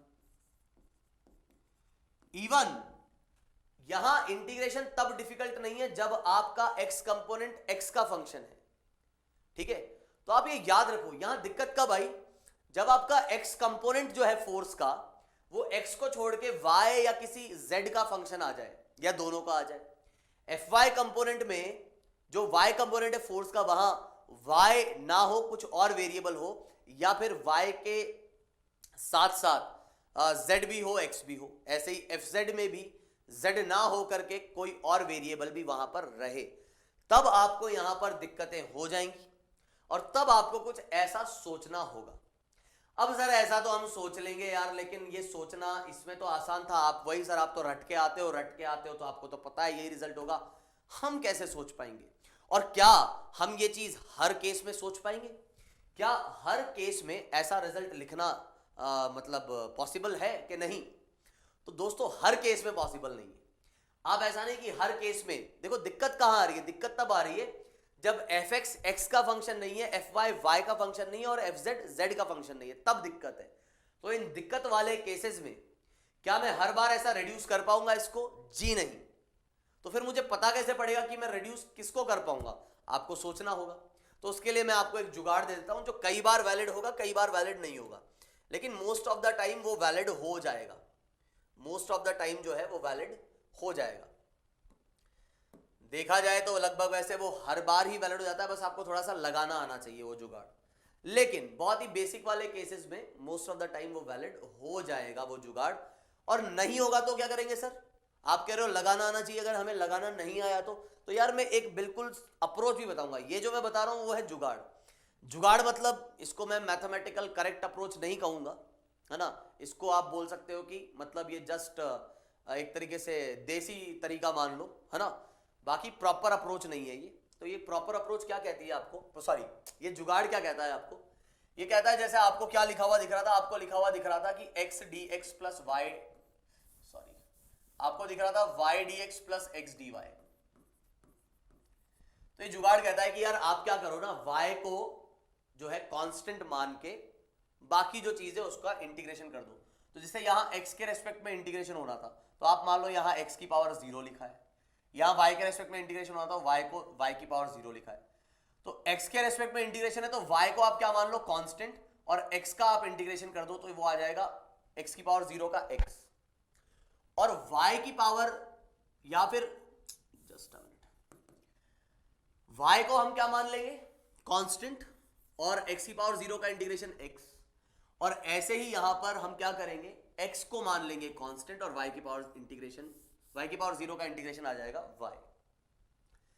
अब यदि इसका रिजल्ट और इसका रिजल्ट सेम आ जाता है, ऐसा नहीं तुम ऐड कर देना कि 2xy लिख दोगे, जुगाड़ है ये, कोई प्रॉपर मैथमेटिकल मेथड नहीं है। अगर ये दोनों सेम आ जाते हैं तो then you can say that आप इसको रिड्यूस करके ऐसा लिख सकते हैं, बस ठीक है। अब तुम कहोगे सर अगर थोड़ा सा कुछ अलग हो तो, सर अगर थोड़ा सा कुछ अलग हो तो क्या करेंगे? जैसे सर अगर कुछ ऐसा आ जाए कि y dx माइनस का x dy, ऐसा कुछ आ जाए तो सर तो भी तो हम ऐसा ही बोल देंगे कि देखो ये आया आपका xy, y को कांस्टेंट माना 1 का इंटीग्रेशन x, इधर x को कांस्टेंट माना 1 का इंटीग्रेशन y, और बीच में ये माइनस साइन भी आ रहा है। तो दोस्तों ये दोनों इक्वल नहीं है, ये प्लस एक्स वाई है, ये माइनस एक्स वाई है, तो ये दोनों इक्वल नहीं है। तो यहां पर मैं इस केस में मेथड नहीं लगा सकता। मतलब यही सवाल अगर मेरे पास कुछ ऐसा दिया होता वाई आई cap minus x J cap, तो मेरा ये जुगाड़ फेल हो जाता। फिर आपको एक प्रॉपर अप्रोच से जाना पड़ता और चेक करना पड़ता। वो प्रॉपर अप्रोच क्या है उसके बारे में हम बात करेंगे आगे, है ना। लेकिन थोड़ा सा टाइम बचाने के लिए आपके लिए कुछ ये जुगाड़ लग जाएंगे, है ना, ये जो जुगाड़ मैंने बताया। तो यहां क्या होगा कि आप ऐसा रिड्यूस कर पाओगे और बिना पाथ के इंफॉर्मेशन के आप क्या कर पा रहे हो, आप जो है इंटीग्रेट कर पा रहे हो। और इसको कहेंगे कि ये वर्क जो है वो पाथ पे डिपेंड नहीं कर रहा है। तुम कहोगे सर ऐसा एक एग्जांपल और करवा दो तो थोड़ा समझ में आए। मैंने कहा बिल्कुल करवाते हैं। देखो, तो मैंने कहा यार जैसे कि तुम्हारे पास मान लो फोर्स कुछ दिया हुआ है, कुछ 3x स्क्वायर वाई स्क्वायर आई कैप, ठीक है, 3x स्क्वायर वाई स्क्वायर आई कैप, और फिर तुम्हें जो फोर्स दिया गया है वो दिया गया है कुछ x क्यूब 2y जे कैप, ठीक है। ये फोर्स अगर तुम्हें दिया है, अब यहां दिक्कत क्या है कि जब मैं वर्क निकाल, और मान लो वही तुम्हें दिया है कि फ्रॉम A0 0 0 से B1 1 1। अब तुम कहोगे यार z तो है ही नहीं, तो कोई बात नहीं यार, z की लिमिट ही नहीं डालूंगा मैं, क्या दिक्कत है, z नहीं है तो उधर कोऑर्डिनेट पे दिया उससे क्या फर्क पड़ता है, मैं z की लिमिट ही नहीं डालूंगा। तो मुझे अगर वर्क निकालना है तो आपको ये समझना होगा, ये आ जाएगा 3x square Y square dx plus 2x cube y dy, ठीक है ना। और जैसे ही आप इसको चेक करोगे तो इसका जो इंटीग्रेशन आएगा, तो यहां पर आपको करना क्या है, 3y स्क्वायर जो है x के अलावा बाकी जितने भी वेरिएबल उनको कांस्टेंट मान लो, और ये आ जाएगा x क्यूब बाई 3, ठीक है। ऐसे ही यहां पर आपका ये 2x क्यूब और ये आ जाएगा y स्क्वायर बाई 2। तो यहां से x क्यूब वाई स्क्वायर और x क्यूब वाई स्क्वायर ये दोनों इक्वल आ गए। तो आप क्या कर सकते हैं, आप इस पूरे टर्म को ऐसा लिख सकते हैं। अगेन मैं ये कहूंगा कि ऐसा बिल्कुल हो सकता है कि किसी केस में आपके पास ये अनइक्वल आ जाए और फिर भी आप कुछ एक टर्म लिख सकते हो, लेकिन मैं कहूंगा कि उस वक्त आप नहीं बता पाएंगे वो क्या होगी, है ना। इक्वल आ जाएंगे तो डेफिनेटली आप इसी के इक्वल लिख दो, ऐड नहीं करना है भाई। आप लिखोगे इंटीग्रेशन dx, चाहे इसको करके देख लो, इसको डिफरेंशिएट करके देख लो तुम। और थोड़ा सा अगर मैं बताऊंगा ना यार, तुम थोड़ा सा डिफरेंशिएशन अगर तुम्हें आता है तो तुम्हें ये करने की जरूरत है, तुम्हें देख के ही पता लग जाएगा कि वो एक्चुअली टर्म क्या होगी जिसको डिफरेंशिएट करने पर हमें ये मिल रहा है। तो यहाँ पर ये जो लिमिट लग जाएगी वो 0 0, मैं y की लगाऊंगा ही नहीं, और 1 1, और यहाँ से मुझे रिजल्ट आ जाएगा कितना, x square x cube Y square और 0 0 से 1 1। अब बस एक बार 1 1 डालूंगा, एक बार 0 0 डालूंगा, तो रिजल्ट आ जाएगा मेरे पास 1 जूल। कहने का ये मतलब है आपको कुछ इस तरीके से पता लगेगा। चलो सर अगर अनइक्वल आ गया तो क्या करेंगे, देखो यार ज्यादातर केसेस में अनइक्वल नहीं आएगा, है ना, लेकिन अगर बाय चांस आ जाता है, वैसे सही बताओ ना, ज्यादातर केसेस में तुम्हें ऐसा अगर इस मेथड से सॉल्व होकर रिजल्ट निकल रहा होगा ना, तो तुम्हें देखने की मतलब ऐसा करने की जरूरत ही नहीं है, तुम्हें देख के ही पता लग जाएगा। थोड़ा सा प्रैक्टिस करोगे तो देख के ही पता लग जाएगा कि वो क्या बन रहा होगा। और नहीं पता लग पा रहा है तो फिर तुम्हारे पास एक प्रॉपर मेथड है जिससे कि तुम कर सकते हो सॉल्व। बात यह है कि ये पता करना कि ये पाथ डिपेंडेंट है कि नहीं, अगर ऐसा हो जाता है तो आप समझे इस बात को, ये पाथ पे डिपेंड नहीं कर रहा है। बिना पाथ की जानकारी के, किस पाथ से वो होते हुए गया इसकी जानकारी के आप इंटीग्रेट कर पा रहे हो, मतलब आप किसी भी पाथ से जाओ आपको कोई तकलीफ नहीं होगी। अब कई जने बोलेंगे सर इसका एक और तरीका है हमारे पास, मैं पूछूंगा क्या सर, हम क्या करेंगे ना, जैसे आपने इस केस में क्या 0 0 से 1 1, तो हम 0 0 से 1 1 एक लाइन खींच लेंगे और फिर मैं बोल दूंगा कि भाई इस पाथ से होके चले जाओ। इस पाथ से होके जब मैं जा रहा हूं तो उस वक्त y और x तो इक्वल हैं, तो इस वाले इंटीग्रेशन में y दिक्कत कर रहा था तो मैं y की जगह x लिख सकता हूं, इस इंटीग्रेशन में x दिक्कत कर रहा था तो मैं x की जगह y लिख सकता हूं। अब ये पूरा फंक्शन y का है और ये पूरा x का है, तो अब मैं इंटीग्रेट कर लूंगा। लेकिन मेरे भाई तुमको ये कैसे पता लगा कि इस पाथ से जाने पर भी वर्क वही रहेगा जो हर पाथ के लिए है? तुम्हें ये किसने बताया कि वो पाथ इंडिपेंडेंट है? वर्क पाथ इंडिपेंडेंट है वो पता करना पड़ेगा ना, ठीक है। तो उसके लिए तुमको एक जुगाड़ ये दे रखा है कि बिना उसके ही तुम पाथ पता कर सकते हो, वर्क पता कर सकते हो, सॉरी, ठीक है।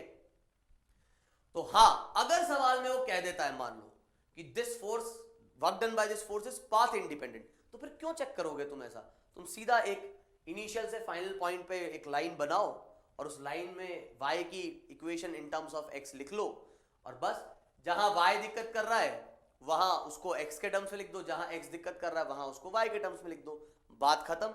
बड़ी आसानी से आप चीजों को सॉल्व वहां पर कर लेंगे। उम्मीद है बात आपको समझ में आई होगी। ठीक है, अब मैंने कहा कि जहां मैच नहीं करेगा वहां क्या होगा, जैसे कि यहां पे वो मैच नहीं करेगा, ये है वाई आई cap plus 2x j cap. तो इधर जब आप लिखते हो कि भाई ये y dx और ये 2x dy, तो आप साफ साफ समझ जाते हो कि ये तो xy आएगा और ये 2xy आएगा जो कि इक्वल नहीं है, तो यहां पर आप इधर इंटीग्रेट नहीं कर सकते। इसीलिए अब ऐसा मत कह देना सर यहां पर भी आप ऐसा कर लो कि जो भी आपकी है लिमिट उसके हिसाब से आप चल लो, है ना। नहीं कर सकते, आपको पता होना चाहिए कि वो पाथ इंडिपेंडेंट है।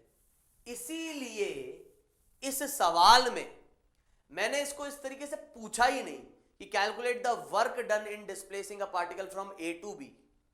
मैंने आपको यहां पर क्या बताया है, मैंने उस पार्टिकल का वर्क, पार्टिकल पे होने वाला वर्क आपसे कैलकुलेट करवाया है, लेकिन वो इस पाथ से होके गुजर रहा है, ये भी मैंने बताया है। तो दोस्तों ये बात ध्यान रखना, जहां वर्क पाथ डिपेंडेंट होगा तो वहां आपको पाथ की इक्वेशन दे देगा, जहां वर्क पाथ इंडिपेंडेंट होगा वहां वो पाथ की इक्वेशन नहीं देगा। और ऐसा भी हो सकता है कि वर्क पाथ डिपेंडेंट हो, वो पाथ की इक्वेशन दे भी नहीं। ठीक है, पाथ क्या बोल रहा हूं, पाथ इंडिपेंडेंट हो और पाथ की इक्वेशन ना दे तो कोई दिक्कत नहीं है। लेकिन अगर वर्क पाथ डिपेंडेंट हो और फिर भी पाथ की इक्वेशन ना दी जाए तो लफड़ा हो सकता है, अगर ऑप्शन में लिखा हो नन ऑफ दीज। भाई पाथ की इक्वेशन नहीं दी है, मान लो आपके पास एक सवाल है और उसमें आपको, मान लो आपके आईआईटी में तो भाई ऑब्जेक्टिव पेपर आएगा ना, ऑब्जेक्टिव पेपर, तुम कहोगे सर इंटीजर टाइप भी आ सकता है, तो इंटीजर में भी कुछ ना कुछ तो आंसर आएगा। हाँ सर आएगा तो सही। अब मान लो यही सवाल तुम्हें दे रखा है, अब तुम्हें पाथ की इंफॉर्मेशन नहीं दी, पाथ की इंफॉर्मेशन नहीं दी और ऑप्शंस में या तो कोई भी नन ऑफ दीज करके ऑप्शन नहीं है, कुछ ना कुछ आंसर जरूर है। मतलब आप ये क्लियर हो कि इसका आंसर निकल जरूर रहा है, तो फिर आपको समझ ही जाना है कि यार ये पाथ इंडिपेंडेंट होगा तभी तो आंसर निकल रहा होगा, बिना पाथ की इंफॉर्मेशन के। क्योंकि अगर अलग अलग पाथ के लिए अलग अलग वर्क आया होता तो हमें पाथ की इक्वेशन गिवन होती। तो पाथ की इक्वेशन अगर गिवन नहीं है तो समझ जाओ कि वैसे ही वो पाथ इंडिपेंडेंट है, अगर नन ऑफ दीज नहीं है तो। लेकिन आईआईटी ऑब्वियसली थोड़ा सा ये करेगा ही। खैर ये बहुत ही इजी सी चीजें बनती हैं, तो इसमें कुछ ज्यादा खास बात है नहीं। खैर मैं इस चीज पे आता हूं कि अब मैं ये कहने जा रहा हूं इधर कि यहां पर अब अगर ये फोर्स आ गया है, पाथ की इक्वेशन दे दी गई है, तो क्या करेंगे, कुछ खास नहीं, सिंपल सी बात है। हमें कहा गया है वर्क निकालो, बस हम वो निकाल देंगे। तो y dx plus x dy, तो ये 2x dy सॉरी, और लिमिट जो आएगी वो आ जाएगी इधर x की, ठीक है। और y की लिमिट कैसे निकालेंगे, y की लिमिट ऐसे निकाल लेंगे कि यहां से हम क्या बोल सकते हैं, जब x की वैल्यू 2 है तो y की वैल्यू है 4, जब x की वैल्यू क्या है 2 तो y की वैल्यू है 4, और जब x की वैल्यू -1 है तो y की वैल्यू है -2, तो ये आपके पास लिमिट हो जाएगी। अब आप लिखें यहां से 2 से -1 और 4 से -2, और आप क्या कर सकते हैं, यहां पे y को इन टर्म्स ऑफ x लिख सकते हैं, ऐसे ही यहां पे x को इन टर्म्स ऑफ आप y लिख सकते हैं। तो ये y/2 आ जाएगा, 2 से 2 कट जाएगा और लिमिट अब लगा लो। और अब मुझे यहां इंटीग्रेट करने में कोई तकलीफ नहीं है, तो ये आ जाएगा x² और ये आ जाएगा y²/2, और लिमिट लग जाएगी 4 से -2 और यहां पे लग जाएगी 2 से -1।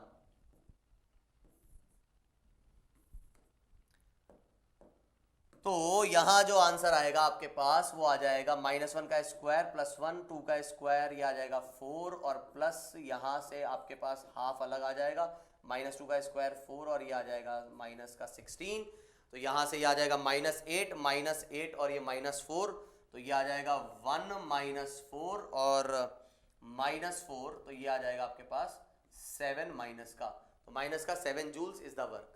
तो जब पाथ की इंफॉर्मेशन दे रखी हो तब कोई लफड़ा ही नहीं है, तब आपको सीधे सीधे बस जहां पे जो दिक्कत कर रहा है उसको दूसरे वेरिएबल के टर्म्स में लिख दो, काम खत्म। सर फिर भी आप प्रॉपर मेथड बताओ कि प्रॉपर मेथड क्या होगा, कैसे पता पड़ेगा कि ये वर्क पाथ पे डिपेंड कर रहा है कि नहीं कर रहा है। तो मैंने कहा ये लो यार, ये रहा प्रॉपर मेथड। तो सबसे पहले आप ये जाने कि जो वर्क या जिस फोर्स का वर्क पाथ पे डिपेंड नहीं करता है उसको बोलते हैं कंजर्वेटिव फोर्स। क्या बोलते हैं उसे? Conservative force. तो for conservative force work done for a close loop is zero, ये भी ध्यान रखना है। Work done is independent of path. Conservative force के लिए वर्क डन जो होता है वो पाथ पे डिपेंड नहीं करता है। तो क्या मैंने आपको ये बताया है कि कांस्टेंट फोर्स जो है वो पाथ पे उसका वर्क डिपेंड नहीं करता है? बिल्कुल। कांस्टेंट फोर्स का वर्क जो है वो पाथ पे डिपेंड नहीं करता है, तो वो भी कंजर्वेटिव है। इसी तरीके से अगर आपका fx जो है वो x का फंक्शन है, fy जो है वो y का फंक्शन है, fz जो है वो z का फंक्शन है, तो भी वो कंजर्वेटिव है। ठीक है। और अगर fx x का फंक्शन नहीं है, fy y का फंक्शन नहीं है, fz z का फंक्शन नहीं है, तो ये तरीका है आपका ये चेक करने का कि वो कंजर्वेटिव है कि नहीं, या उसका वर्क जो है वो पाथ डिपेंडेंट है कि नहीं। क्या तरीका है? आपको क्रॉस प्रोडक्ट लेना होगा। ये अपना डेल ऑपरेटर का, इसको डेल बोलते हैं। ठीक है, ये लिखा जाएगा डेल क्रॉस एफ। इसको पढ़ेंगे कैसे? Del cross F. इसको कई बार कर्ल ऑफ एफ भी कहते हैं, कर्ल ऑफ एफ। ठीक है, तो ये चीज अगर आपकी जीरो आ जाती है इसका मतलब वो कंजर्वेटिव है। जैसे कि मैंने कहा कि हमारे पास जो फोर्स था F इज इक्वल्स टू, क्या फोर्स था? F is Y I cap plus X J cap. तो जरा इसको देखें। तो आपको क्या बताया गया है कि अगर आपको ये चेक करना है कि ये कंजर्वेटिव है कि नहीं, ये पाथ पे डिपेंड करता है कि नहीं करता, तो ये तरीका है। तो हम क्या करेंगे? हम करेंगे उसका क्रॉस प्रोडक्ट। ठीक है, तो ये ऐसा लिखना है अपने को, और इधर आ जाएगा fx, तो वो कितना है? वो है y, fy वो कितना है? x, और fz वो कितना है? 0। और यहां से अभी आप क्या करेंगे? क्रॉस प्रोडक्ट लेना है बस। तो क्रॉस प्रोडक्ट जब आप लेंगे तो आपको साफ दिख रहा है कि y का डिफरेंस, y के विद रेस्पेक्ट में डिफरेंशिएट करना है किसको? 0 को। यहां पे z के रेस्पेक्ट में डिफरेंशिएट करना है x को। ऐसे ही माइनस, मैं क्रॉस प्रोडक्ट कर रहा हूं बस, तो माइनस का j, और ये क्या आ जाएगा? ये आ जाएगा अपने पास इसका इससे प्रोडक्ट, माइनस का इसका इससे प्रोडक्ट, और ऐसे ही k कैप।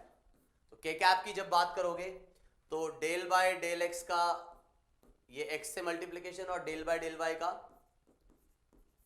y से मल्टीप्लीकेशन। अब बात ये आती है कि ये del by del x, del by del y ये है क्या आखिरकार?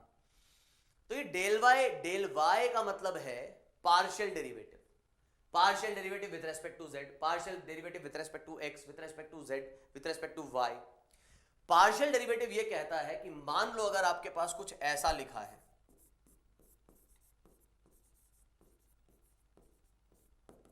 कि X square Y cube Z 4, और मान लो कोई और कांस्टेंट भी है 5, तो ये कहेगा कि इस पूरे टर्म में पार्शियल मतलब पार्शियली डिफरेंशिएट करना है। जब भी ये सिंबल, ऐसा नहीं कि मैंने स्टाइलिश डी बनाया है कुछ, partially you have to differentiate इस टर्म को। और यहां पर आपको किसको कांस्टेंट मानना है? जिसके रेस्पेक्ट में आप डिफरेंशिएट कर रहे हो उसको तो वेरिएबल मानना है, बाकी जितने भी हैं उनको कांस्टेंट। मतलब y और z को हम कांस्टेंट ट्रीट करेंगे। ये कहानी होती है पार्शियल डेरिवेटिव की। ठीक है, तो ये पार्शियल डेरिवेटिव है ना सर। ये कैसे आया, क्यों आया, उसके बारे में हम बात नहीं करेंगे। हमको ये जान लेना है कि इस तरीके से यू कैन चेक। अगर ये चीज 0 आ गई तो चेक कर लेते हैं।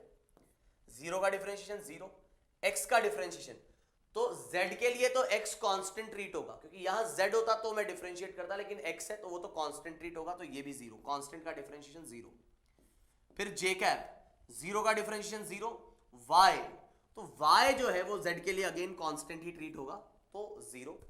अब लेकिन जब आप बात करोगे इधर k कैप की, तो x के लिए x वेरिएबल है, तो x का डिफरेंशिएशन आपके पास आ जाएगा 1, x की power n, n x n minus 1। ऐसे यहां पर ये भी आ जाएगा 1, तो ये आ जाएगा आपका 0। तो फाइनल रिजल्ट आपके पास आ गया 0। Because it is 0 it means this force is conservative force. अगर ये 0 आ गया तो ये कंजर्वेटिव हो जाएगा। ठीक है, अब यहीं आपको मैं वो दूसरे केस की बताता हूं कि जब यहां 2 था, एक अगले केस में मैंने यहाँ 2 लिया था, आपको याद हो, तो यहाँ 2 लूंगा तो आपको समझना है यहाँ भी 2 आ जाएगा, यहाँ 2 आएगा तो आपका जो है यहाँ भी 2 आ जाएगा, इधर 2 आ जाएगा और वो 2 - 1 हो जाएगा, मतलब वो के कैप आ जाएगा, वो आएगा नॉन जीरो। नॉन जीरो आते ही मतलब वो फोर्स जो है वो कंजर्वेटिव नहीं है। तो यहां पे इसी वजह से मैंने आपको बताया कि पाथ की जरूरत पड़ेगी ही पड़ेगी, और इसी वजह से मैंने यहां पे पाथ की इक्वेशन दी। मैंने यहां पर पाथ की इक्वेशन इसी वजह से दी। अब तुम यहां बोलो नहीं मैं तो यहां पर भी जो है वैसे ही निकाल लूंगा, मान लो मैं ये फोर्स देता और तुमको कहता 0 से 1 1 तक इंटीग्रेट करके वर्क निकालो, तुम बोलते ठीक है मैं तो y = x वाली लाइन से चले जाता हूं, 0 से 1 1 पे उस लाइन पे पहुंच जाऊंगा आराम से और इंटीग्रेट कर दूंगा, काम खत्म हो जाएगा। गलत हो जाएगा आंसर भाई, क्योंकि अगर आपको ये फोर्स दे देता है और बोलता है calculate the work done in displacing a particle from 0 to 1 1 और ये बताया ही नहीं कि पाथ कौन सा है, तो आपका आंसर होगा नन ऑफ दीज। क्यों? क्योंकि हर पाथ के लिए अलग अलग वर्क आएगा यहां पर, तो जब तक पाथ नहीं पता है तब तक आप वर्क निकाल ही नहीं सकते, ठीक है। और ये मैंने प्रॉपर मेथड बता दिया, तो मैंने जुगाड़ भी बता दिया, प्रॉपर मेथड भी बता दिया कि इस तरीके से यू कैन चेक कि कोई कौन सा फोर्स वहां पर पाथ पे डिपेंड करेगा और कौन सा फोर्स पाथ पे डिपेंड नहीं करेगा। तो अभी हम बढ़ते हैं आगे, टाइम लगभग अपना 1 घंटा हो चुका है, तो अभी हम बात करेंगे एक सवाल की। ये सवाल आपको क्या कह रहा है कि F is always horizontal and such that कि M मूव्स स्लोली। मतलब एक ये पेंडुलम है, इसका मास है बॉब का M, इस पे मैंने फोर्स लगाया, ये हमेशा हॉरिजॉन्टल है, और इस पे फोर्स लगाया मैंने कुछ ऐसा कि फोर्स हमेशा हॉरिजॉन्टल रहता है और ये इसका जो मोशन है वो बहुत ही स्लोली मूव करता है। अब अगर ये स्लोली मूव कर रहा है तो आपको ये समझना चाहिए कि ये जाएगा तो सर्कल में ही, ऐसे करते करते। तो आपसे पूछा है कि भैया पहले तो वो फोर्स बता दो कि वो फोर्स कितना होगा जो इसको ऐसा स्लोली मूव करवाएगा, ठीक है। तो फोर्स की बात कर लेते हैं हम। तो इसको जो ऐसा वो स्लोली मूव करवाएगा तो आपको ये समझ में आना चाहिए कि वो फोर्स अलग अलग एंगल पे हो सकता है, उसकी वैल्यू अलग अलग आए। तो ऐसा नहीं मैं यहां पे बात करूंगा, मैं बात करूंगा कैसे, मैं यहां बात करूंगा अलग अलग एंगल पे उस फोर्स की वैल्यू क्या क्या हो सकती है। तो मैं फोर्स लगा रहा हूं कुछ इस तरीके से, और नीचे जो है मैंने फोर्स लगाया कैसा mg, और यहां पर मतलब mg लगेगा अर्थ की वजह से, और यहां पर आ जाएगी आपकी क्या टेंशन। और क्या दे रखा है, मूव स्लोली। स्लोली मूव करने का मतलब यह है कि इसका वेलोसिटी एकदम जीरो है। सर ये क्या बात कर रहे हो, अगर वेलोसिटी जीरो होगा तो फिर वो मूव कैसे कर रहा होगा? यार मैं बोल रहा हूं तुमने कभी घड़ी देखी है? हाँ ऑब्वियसली देखी है। एनालॉग मतलब डिजिटल नहीं, एनालॉग की बात कर रहा हूं जिसमें कांटे होते हैं, वो सुई आर हैंड, मिनट हैंड और सेकेंड हैंड होता है। तो आपने आर हैंड को देखा है, देख के क्या लगता है उसको? ऐसा लगता है वो रेस्ट पे है? हाँ लगता तो है सर, लेकिन 1 घंटे बाद जब देखोगे, एक अभी देखा और 1 घंटे बाद देखा तो मूवमेंट उसका कुछ दिखता है तुम्हें।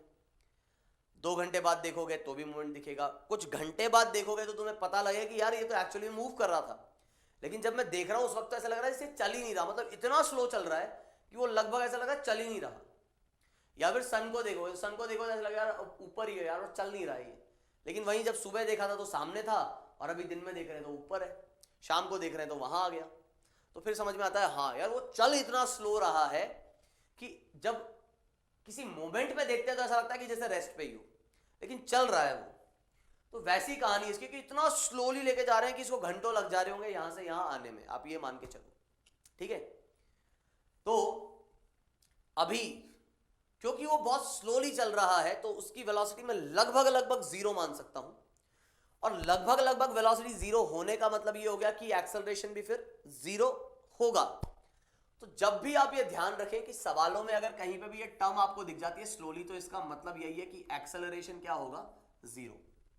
ये दिख ही नहीं रहा होगा कलर ही, तो आपका एक्सेलरेशन क्या होगा, एक्सेलरेशन आपका होगा जीरो। अभी दिख रहा है कलर ही नहीं दिख रहा भाई साहब, कोई बात, लेकिन आप बात समझ गए होंगे। एक्सेलरेशन क्या होगा आपका, एक्सेलरेशन होगा जीरो, स्लोली का मतलब। तो यहां पर अभी हमको जो बात करनी है वो ये करनी कि पहले तो वो फोर्स निकालना है, तो चलो फोर्स निकालते हैं। मैंने कहा यार ये फोर्स तो देखो इधर मैंने लगाया कुछ F और नीचे लग रहा है क्या, कुछ mg, और टेंशन कुछ लग रही है ऐसे, और यहां से अगर मैं देखूंगा तो ये एंगल जो आ रहा है वो आ रहा है अपने पास कितना, थीटा, जो कि एक वेरिएबल एंगल है। तो आपको ये बात समझ में आनी चाहिए कि भाई साहब सीधी सी बात है, टी कॉस थीटा जो है वो mg को बैलेंस कर रहा है, टी साइन थीटा जो है वो f को बैलेंस कर रहा है। तो आप ये लिखेंगे ही यहां पर कि f जो है वो किसके इक्वल है, वो है टी साइन थीटा के इक्वल, और ऐसे ही आपका जो mg है वो है किसके इक्वल, टी कॉस थीटा के इक्वल। दोनों को डिवाइड किया, टी से टी कट गया, और यहां से आपको जो है f की वैल्यू मिल जाएगी mg tan थीटा। तो ये आपके पास जो है फोर्स आ जाएगा। अब आपको चेक ये करना है कि ये फोर्स जो है वो कैसा फोर्स है, क्या ये एक वेरिएबल फोर्स है या फिर ये एक कांस्टेंट फोर्स है, ये चीज आपको देखनी होगी। तो आप साफ साफ जानते हैं कि यार ये जो फोर्स है वो थीटा पर डिपेंड कर रहा है और थीटा की वैल्यू चेंज हो रही है।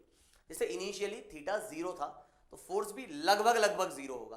अब आप कहेंगे यार 0 फोर्स कैसे मूव करवा देगा, थोड़ा सा ज्यादा है 0 से, आप ये समझो तो ना, तो थोड़ा सा हल्का सा ज्यादा रहेगा ही रहेगा, वो हल्का सा ज्यादा, मतलब लगभग almost it is equals to this. तो यहां क्या होगा कि वो mg tan थीटा जो कि एक वेरिएबल फोर्स है, ये फोर्स आपका इधर आएगा। अब आपको इसका वर्क निकालना है। जब तक कि वो यहां नहीं पहुंच जाता तो कितना वर्क किया होगा, तो अब देखते हैं कितना वर्क किया होगा। तो आपको यहां पर यह समझना होगा इस वाले केस में कि जब आप वर्क की बात कर रहे हो तो फोर्स लग रहा है कुछ ऐसा, ध्यान से सुनना अब ये पूरी चीज, फोर्स लग रहा है कुछ ऐसा और ये जो जा रहा है ये कुछ इस तरीके से रोटेट होता हुआ जा रहा है, ठीक है ना। तो डिस्प्लेसमेंट जो है वो है कुछ इस डायरेक्शन में, डिस्प्लेसमेंट है इस डायरेक्शन। हमेशा डिस्प्लेसमेंट कुछ टैंजेंट के अलोंग ही होगा, और टैंजेंट के अलोंग अगर डिस्प्लेसमेंट है तो ये एंगल आपका क्या है, थीटा। तो इस लाइन के परपेंडिकुलर, इस लाइन के परपेंडिकुलर ये लाइन है, इस लाइन के परपेंडिकुलर ये लाइन है, और दो लाइंस के बीच में जो एंगल होता है वही उनके परपेंडिकुलर के बीच में होता है। तो ये एंगल भी कितना आ जाएगा, थीटा। तो आप समझे इस बात को, जब भी आपका फोर्स वेरिएबल है तो आपको ये चेक करना पड़ेगा कि यार वो एंगल कितना बना रहा है डिस्प्लेसमेंट के साथ इन जनरल। इन जनरल मतलब किसी भी पॉइंट पे, ऐसा नहीं कि यहां पे 0 है तो हर जगह 0 मान लिया, ठीक है। तो आपको समझ में आना चाहिए ये भी थीटा, और थीटा वेरिएबल है तो ये एंगल भी वेरिएबल है। तो जब आप वर्क लिखोगे तो आप क्या लिखेंगे, आप लिखेंगे F डॉट ds, और F आपका आ रहा है mg tan थीटा, और ds को तो मैं ds ही कह देता हूं, और ये आ गया cos थीटा। तो आपके पास जो आंसर, मतलब सॉरी सॉल्व हुआ के जो चीज आ रही है वो आ रही है ये। अब एक और दिक्कत है, क्या है वो दिक्कत, दिक्कत ये है कि यहां पर यार थीटा को इंटीग्रेट करना है विथ रिस्पेक्ट टू एक्स। अब कैसे करेंगे, तो मुझे यहां पर इस ds को भी d थीटा के टर्म्स में कन्वर्ट करना पड़ेगा, क्योंकि फंक्शन मेरा थीटा का आ गया है तो थीटा के रेस्पेक्ट में मुझे इसको इंटीग्रेट करना पड़ेगा। तो आपको ये समझना चाहिए कि अगर ये थोड़ा सा डिस्प्लेस हुआ है कुछ ds, तो ये एंगल जो आएगा वो आएगा d थीटा, और अगर इसकी लेंथ आपको दे रखी है कुछ l जो मेरे को देनी चाहिए थी, ठीक है, अगर इस स्ट्रिंग की लेंथ आपको दे रखी है l, तो आपको समझना होगा कि ये वाला एंगल अगर d थीटा है तो ये जो डिस्प्लेसमेंट आएगा वो आएगा l d थीटा, और अगर ये डिस्प्लेसमेंट l d थीटा है तो बस आप उसकी वैल्यू रख दीजिए यहां पर। तो आप मेरे हिसाब से समझ रहे होंगे कि यहां पर क्या किया जा रहा है। तो ये l d थीटा लिखा, mgl जो है वो आया बाहर, साइन थीटा d थीटा, और साइन थीटा का इंटीग्रेशन आ जाएगा अपने पास माइनस का कॉस थीटा, और लिमिट आ जाएगी 0 डिग्री से थीटा नॉट तक। तो हमारे पास जो फाइनल आंसर आएगा वो आ जाएगा mgl, ठीक है, वो l d थीटा था, और 1 माइनस कॉस थीटा, क्योंकि माइनस साइन है। तो आप अगर ये माइनस साइन बाहर निकालते हो तो आपको समझ में आ रहा होगा कि पहले मैं थीटा नॉट रखूंगा फिर 0 रखूंगा तो 1 आ जाएगा। तो ये आ जाएगा mgl 1 minus cos theta naught. उम्मीद है बात समझ में आई होगी। तो इस तरीके से यू कैन फाइंड व्हाट, इस तरीके से you can find the work done which is mgl 1 minus cos theta naught. तो इस तरीके से आपको इंटीग्रेट करके लिखना पड़ेगा। तो कई बार आपके पास फोर्स जो है वो वेरिएबल होगा, उसको आपको इंटीग्रेट करके लिखना पड़ेगा इस तरीके से। आइए एक और सवाल देखते हैं। तो ये सवाल भी बहुत ही प्यारा सवाल है, बहुत ही प्यारा सवाल है। इस सवाल को भी हम देखते हैं, है ना। ये इरोडोव का सवाल है।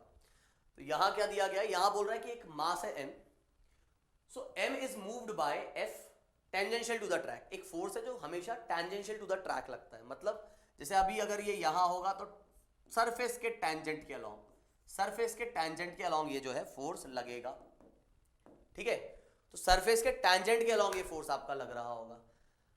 लेकिन इसको वापस कैसा मूव करवाया जा रहा है, स्लोली मूव करवाया जा रहा है। तो सबसे पहली बात तो है कि इस फोर्स को मुझे निकालना होगा, कितना होगा वो।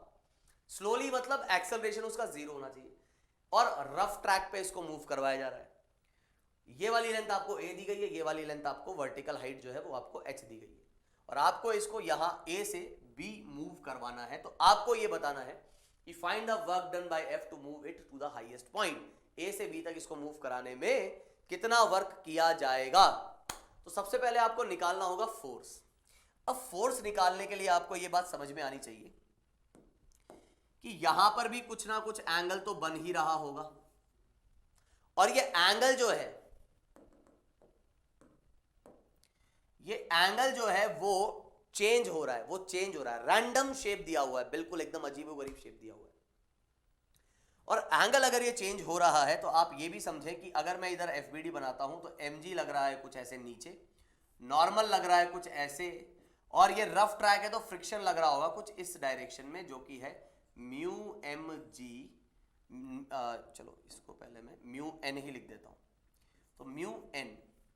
अब आपको ये समझना है इसी के साथ साथ कि इस mg का एक कंपोनेंट आएगा इस डायरेक्शन में, जो कि आएगा mg cos थीटा, और एक कंपोनेंट आएगा इस डायरेक्शन में जो आएगा mg sin थीटा। और आपका जो फोर्स होना चाहिए इस फ्रिक्शन और mg sin थीटा के ही इक्वल होना चाहिए, क्योंकि यहां पर स्लोली मूव कर रहा है तो एक्सेलरेशन 0 है, तो नॉर्मल तो mg cos थीटा को बैलेंस कर लेगा, और आपके फोर्स को इन दोनों को बैलेंस करना होगा। तो आपका जो फोर्स जो आप लगा रहे हैं यहां पर, ये फोर्स कितना होगा, ये होगा mg sin थीटा प्लस का म्यू इंटू एन, और n आपका कितना है,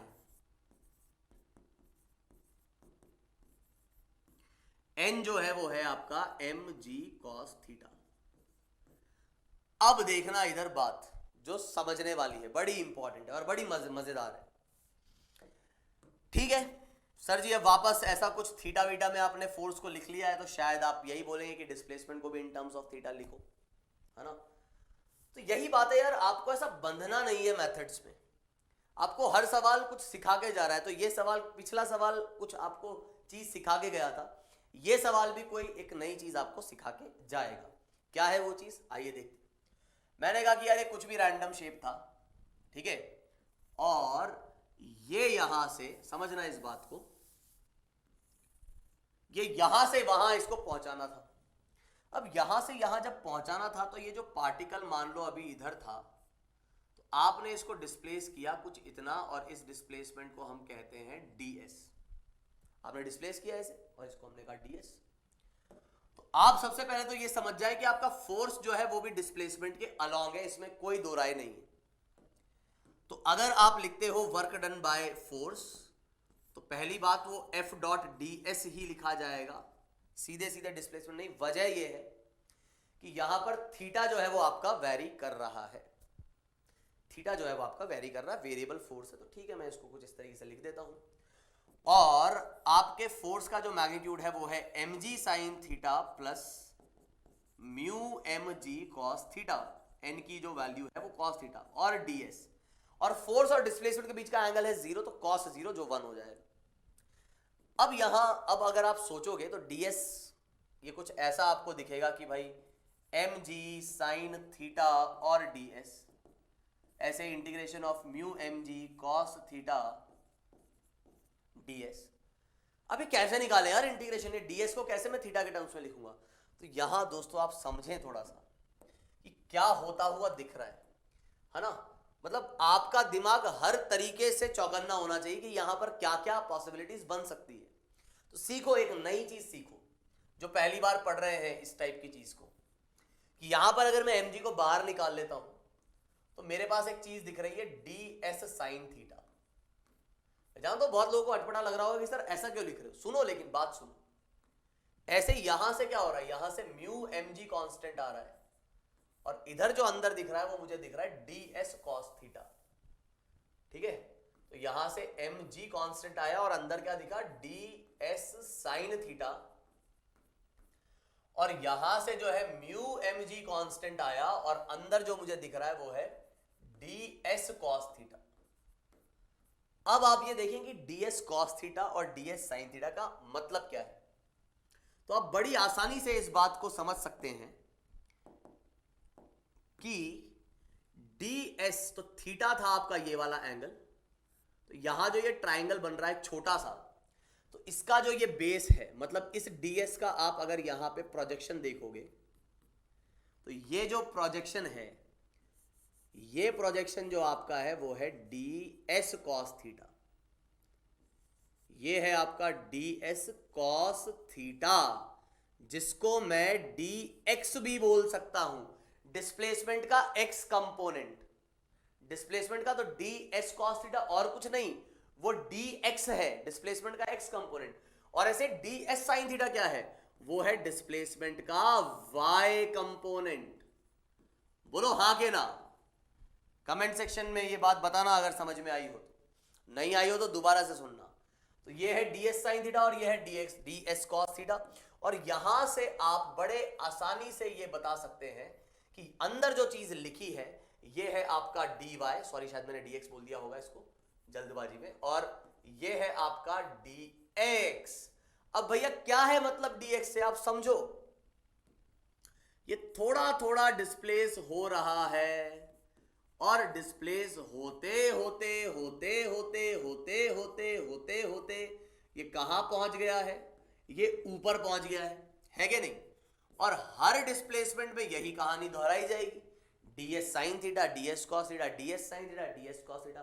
तो हर डिस्प्लेसमेंट में आपके पास m g d y m g d x, m g d y m g d s, मतलब mu m g d x. तो डी एक्स का इंटीग्रेशन, डी एक्स क्या है, डी एक्स है ये वाले डिस्प्लेसमेंट, ये वाला कंपोनेंट, ये वाला कंपोनेंट, ये वाला कंपोनेंट। तो ये छोटे छोटे छोटे छोटे छोटे छोटे छोटे छोटे डिस्प्लेसमेंट जो आ रहे हैं एक्स डायरेक्शन में, इधर चला इधर चला इधर चला इधर चला इधर चला, आई क्या बात समझ में। तो ये सब छोटे डिस्प्लेसमेंट्स जो हैं, ये सभी dx को जोड़ के मुझे बताओ अंदर और कुछ दिख रहा है क्या तुम्हें, बिल्कुल नहीं, अंदर और कुछ है ही नहीं। अंदर जो है बस वो सिर्फ dx है। तो dx का इंटीग्रेशन क्या आएगा भाई, dx को पूरा जोड़ दोगे तो वो आएगा a, और ऐसे ही dy का इंटीग्रेशन, तो dy क्या है, dy है अपना ये छोटे छोटे dy, तो जोड़ते जाओ जोड़ते जाओ जोड़ते जाओ जोड़ते जाओ, जोड़ते जोड़ते आपको क्या मिल जाएगी, ये वाली लेंथ मिल जाएगी, तो ये आ जाएगा आपका h। तो कुल मिला के जो आपका रिजल्ट आएगा वो आएगा एम जी एच और प्लस का म्यू एम जी ए। बस इसका मतलब ये इस पाथ पे डिपेंड नहीं कर रहा है, इस पाथ के शेप पे, सॉरी, इस पाथ के शेप पे डिपेंड नहीं कर रहा है। अब कई जने बोलेंगे सर इसका मतलब पाथ पे भी डिपेंड, अरे नहीं नहीं, दोनों में अंतर है भाई। मैं कह रहा हूं पाथ के शेप का मतलब क्या है, कोई बोले सर हवा में ले जाते तो फ्रिक्शन लगता ही नहीं, और फ्रिक्शन नहीं लगता तब तो आपको समझ में ही आ रहा होगा कि तब आपको जो वर्क करना होगा वो सिर्फ mg के अगेंस्ट ही करना होगा, तो आपका वर्क उस केस में mgh ही आएगा। तो ये बात मत सोचना कि वो पाथ पे डिपेंड नहीं कर रहा, अलग पाथ से ले जाओगे तो डिपेंड कर रहा है, लेकिन इस पाथ के शेप पे डिपेंड नहीं कर रहा। वो इस ट्रैक पे जब आप मूव कराते हो तो इस ट्रैक का जो शेप है उस पे वो डिपेंड नहीं कर रहा। तो ऐसा मत बोल देना कि सर ये भी कंजर्वेटिव हो गया, जी नहीं, कंजर्वेटिव नहीं है ये, क्योंकि अगर मैं इस पॉइंट से उस पॉइंट पे ले जाऊंगा हवा में तो क्या हो रहा है, तो वहां पे फ्रिक्शन नहीं आएगा और फिर तो आपका वर्क भी अलग आ जाएगा। तो ऐसा नहीं कि ये फोर्स कह दो सर ये मेरा वाला फोर्स क्या कंजर्वेटिव है क्या, जी नहीं, ये कंजर्वेटिव नहीं है, लेकिन आंसर आपका जो है ये आ जाएगा, work done by your force is this. तो आप समझें इस तरीके से आपको ये चीजें सॉल्व करनी होती हैं। अब एक और सवाल हम यहाँ पर देखते हैं, और अभी 1 घंटा 10 मिनट हुआ है, और आज भी मैं सोच ही रहा हूँ कि आज का लेक्चर भी छोटा ही रखा जाए, है ना। तो ये होमवर्क मैं आपको दे रहा हूँ, ये सवाल आपके लिए होमवर्क है। सवाल एक बार आप सुन लीजिए क्या दिया गया है इसमें।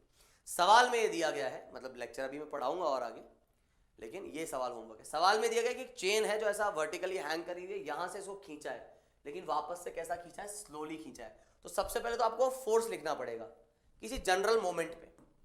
जनरल मोमेंट पे फोर्स लिखने का मतलब ये है कि आप ये मान लीजिए कि थोड़ी सी चेन ऊपर आ गई है। अब वो थोड़ी सी कितनी, उसको एक्स बोल देना। अब ये एक्स जो है, आप समझ रहे हो ना, वो एक जनरल इंस्टेंट आपको बनाना पड़ेगा। तो एक्स जो है वो आपका किसी भी मोमेंट को रिप्रेजेंट करने में पूरी तरीके से सक्षम है। मतलब एक्स की वैल्यू जब 0 होगी तो ये इनिशियल मोमेंट है, एक्स की वैल्यू जब पूरी एल हो जाएगी तो फाइनल मोमेंट है ना, फाइनली। तो इस चेन को खींचा आपने, तो आप क्या कर रहे होंगे, आप इधर से एक फोर्स लगा रहे होंगे। तो सबसे पहली बात तो है आपकी ये फोर्स निकालना, वो मैं बता देता हूं। फोर्स कितना लगाना पड़ेगा, स्लोली आप खींच रहे हो तो एक्सेलरेट नहीं होना चाहिए। तो एक तो है इधर से खींचने वाला, तो जितना पार्ट हैंग हो रहा है उसकी वजह से ये नीचे जाना चाहता है, तो हैंग होने वाले पार्ट की वजह से जो वेट आ रहा होगा, तो हैंग होने वाले पार्ट का मास इनटू जी, तो आपका फोर्स जो है वो कुछ ऐसा आ रहा होगा। तो आपको ये समझ में आना चाहिए कि जितना पार्ट हैंग हो रखा है उतना ही आपको बैलेंस करना पड़ेगा, और ये हैंग होने वाला पार्ट धीरे धीरे कम होता जा रहा है, तो आपका फोर्स भी धीरे धीरे कम होता जाएगा। तो आपका फोर्स वेरिएबल है। और इस दौरान जब आप छोटा सा डिस्प्लेसमेंट इसको कराओगे, थोड़ा सा कि dx आपने डिस्प्लेसमेंट कराया, तो फोर्स और डिस्प्लेसमेंट के बीच में एंगल 0 डिग्री है। तो ये रहा आपका फोर्स, डिस्प्लेसमेंट है dx, इंटीग्रेट करना इसको। इनिशियली चेन बिल्कुल भी नहीं थी तो x की वैल्यू 0 है। फाइनली पूरी की पूरी चेन टेबल पे है तो x की वैल्यू l होगी, और आपको यहां से उस वर्क डन, उसका फोर्स का जो है वर्क डन निकालना है। ठीक है, तो ये आप खुद से ट्राई करें। तो अब हम एक और यहां पर रिजल्ट देखेंगे जो आपको याद करना है, और ये जो रिजल्ट है वो है स्प्रिंग के फोर्स का वर्क।